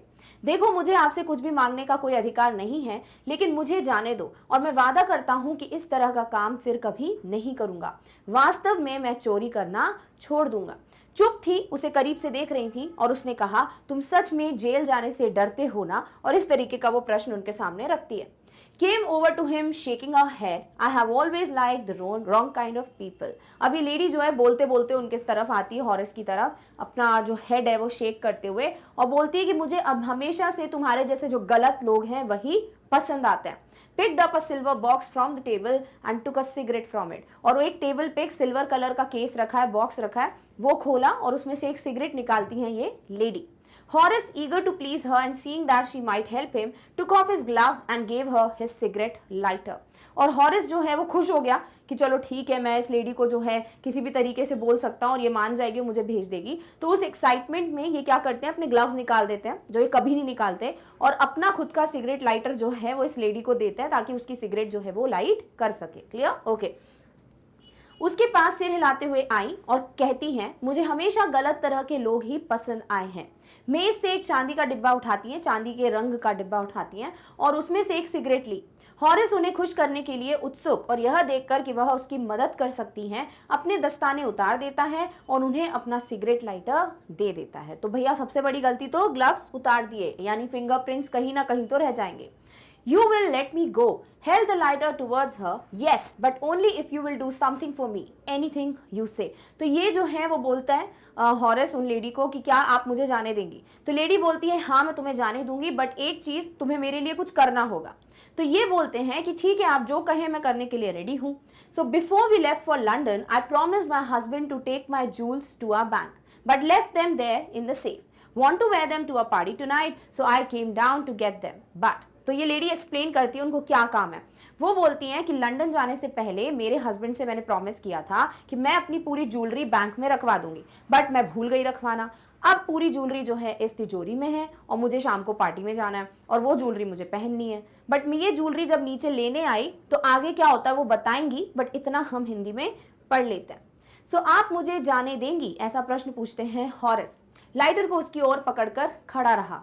हाँ, लेकिन तभी जब तुम मेरे लिए कुछ करोगे। तो हॉरिस बोलते हैं, आप जो भी कहो मैं वो करने के लिए तैयार हूँ। सो लंदन जाने से पहले मैंने अपने पति से वादा किया था कि मेरे गहने हम हमारे बैंक में रख देंगे, लेकिन गहने मैंने यहाँ तिजोरी में छोड़ दिए और आज रात की एक पार्टी में मैं उन्हें पहनना चाहती हूँ, इसीलिए मैं उन्हें लेने के लिए नीचे आई। लेकिन अभी लेकिन क्या होता है, तो हॉरिस एकदम से बोलते हैं, you have forgotten the numbers to open the safe, haven't you? तो हॉरिस बोलते हैं, अच्छा आप तिजोरी के जो पासवर्ड है, जो नंबर है वो भूल गई हैं, इसीलिए शायद आप गहने या जूल्स जो है वो निकाल नहीं पा रही हैं। तो लेडी बोलती है हाँ, कि हाँ मैं जो नंबर है वो सेफ का भूल गई। सो हॉरिस कहते हैं, just leave it to me and you will have them within an hour, but I will have to break your safe. तो हॉरिस बोलते हैं कि अरे आप ये मेरे पे छोड़ दो, मैं तिजोरी तोड़ दूंगा और मैं आपको जो 1 घंटे के भीतर भीतर ज्वेलरी दूंगा, बट येस वो ज्वेलरी के लिए आपके लिए ये चीज होगी कि ये जो तिजोरी है वो खुलेगी नहीं, मैं इसको तोड़ने वाला हूँ। तो क्या आप तैयार हैं कि आपकी ज्वेलरी में तोड़कर और फिर आपको गहने निकाल कर दूं? हॉरिस कहते हैं, आप तिजोरी खोलने के लिए नंबर भूल गई हैं, है ना? तो महिला कहती है, बिल्कुल हाँ। सो बस इसे मेरे ऊपर छोड़ दीजिए और आप गहनों को 1 घंटे के भीतर प्राप्त कर लेंगी, लेकिन मुझे आपकी तिजोरी तोड़नी पड़ेगी। तो ऐसा वो लेडी से पूछते हैं कि भैया क्या मैं तिजोरी तोड़ दूं?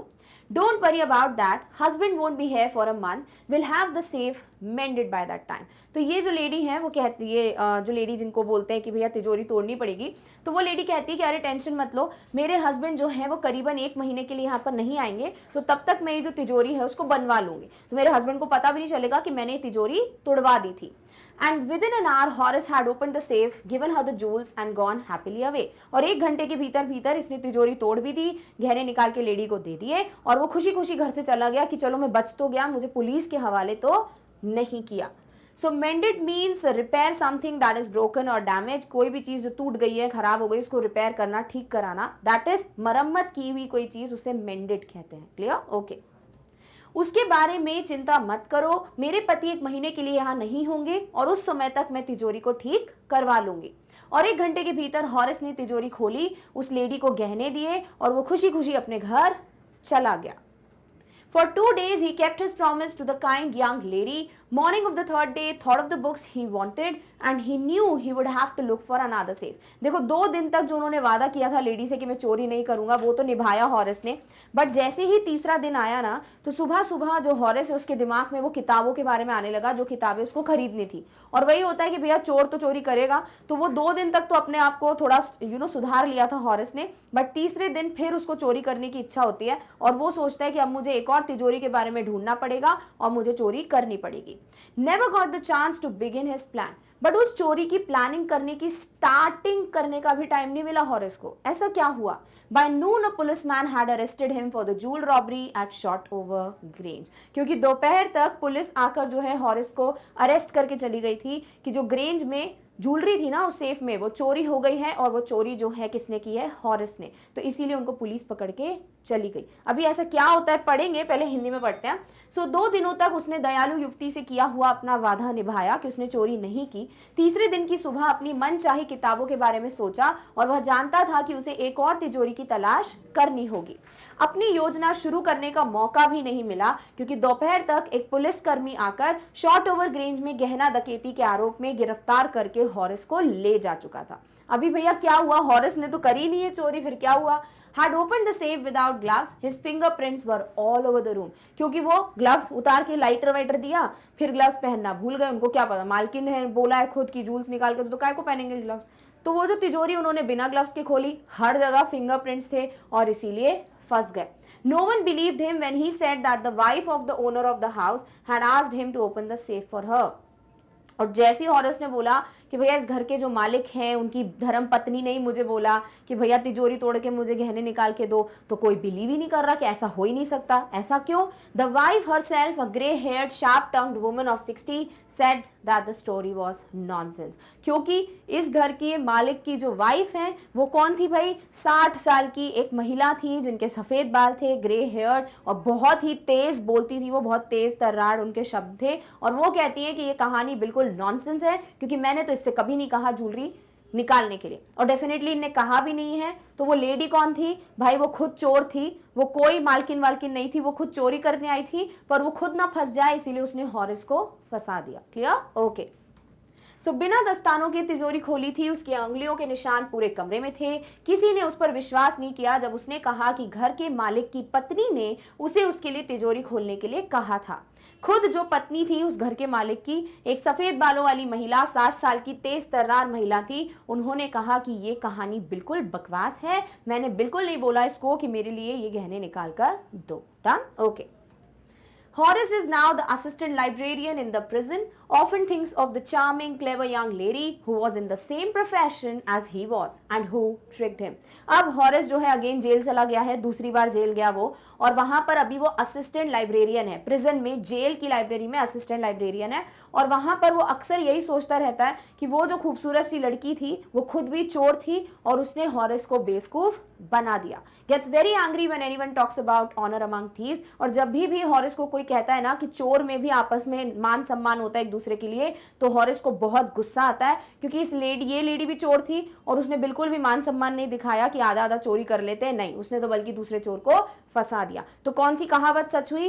पहली वाली कहावत है ना कि चोर को पकड़ने के लिए चोर का ही दिमाग चाहिए, और दूसरी कहावत कि चोर लोगों के बीच में ऑनर या सम्मान होता है, वो बिल्कुल गलत प्रूफ हुआ है इस पर्टिकुलर स्टोरी में। क्लियर? ओके। चलिए फटाफट से चार्मिंग और ऑनर का मीनिंग देखते हैं। चार्मिंग इज वेरी प्लेजेंट और अट्रैक्टिव, कोई भी आकर्षक जो होता है उसे चार्मिंग कहते हैं। ऑनर इज हाई रिस्पेक्ट यानी सम्मान। क्लियर? इसको हिंदी में पढ़ते हैं फिर मैसेज बताती हूँ आपको।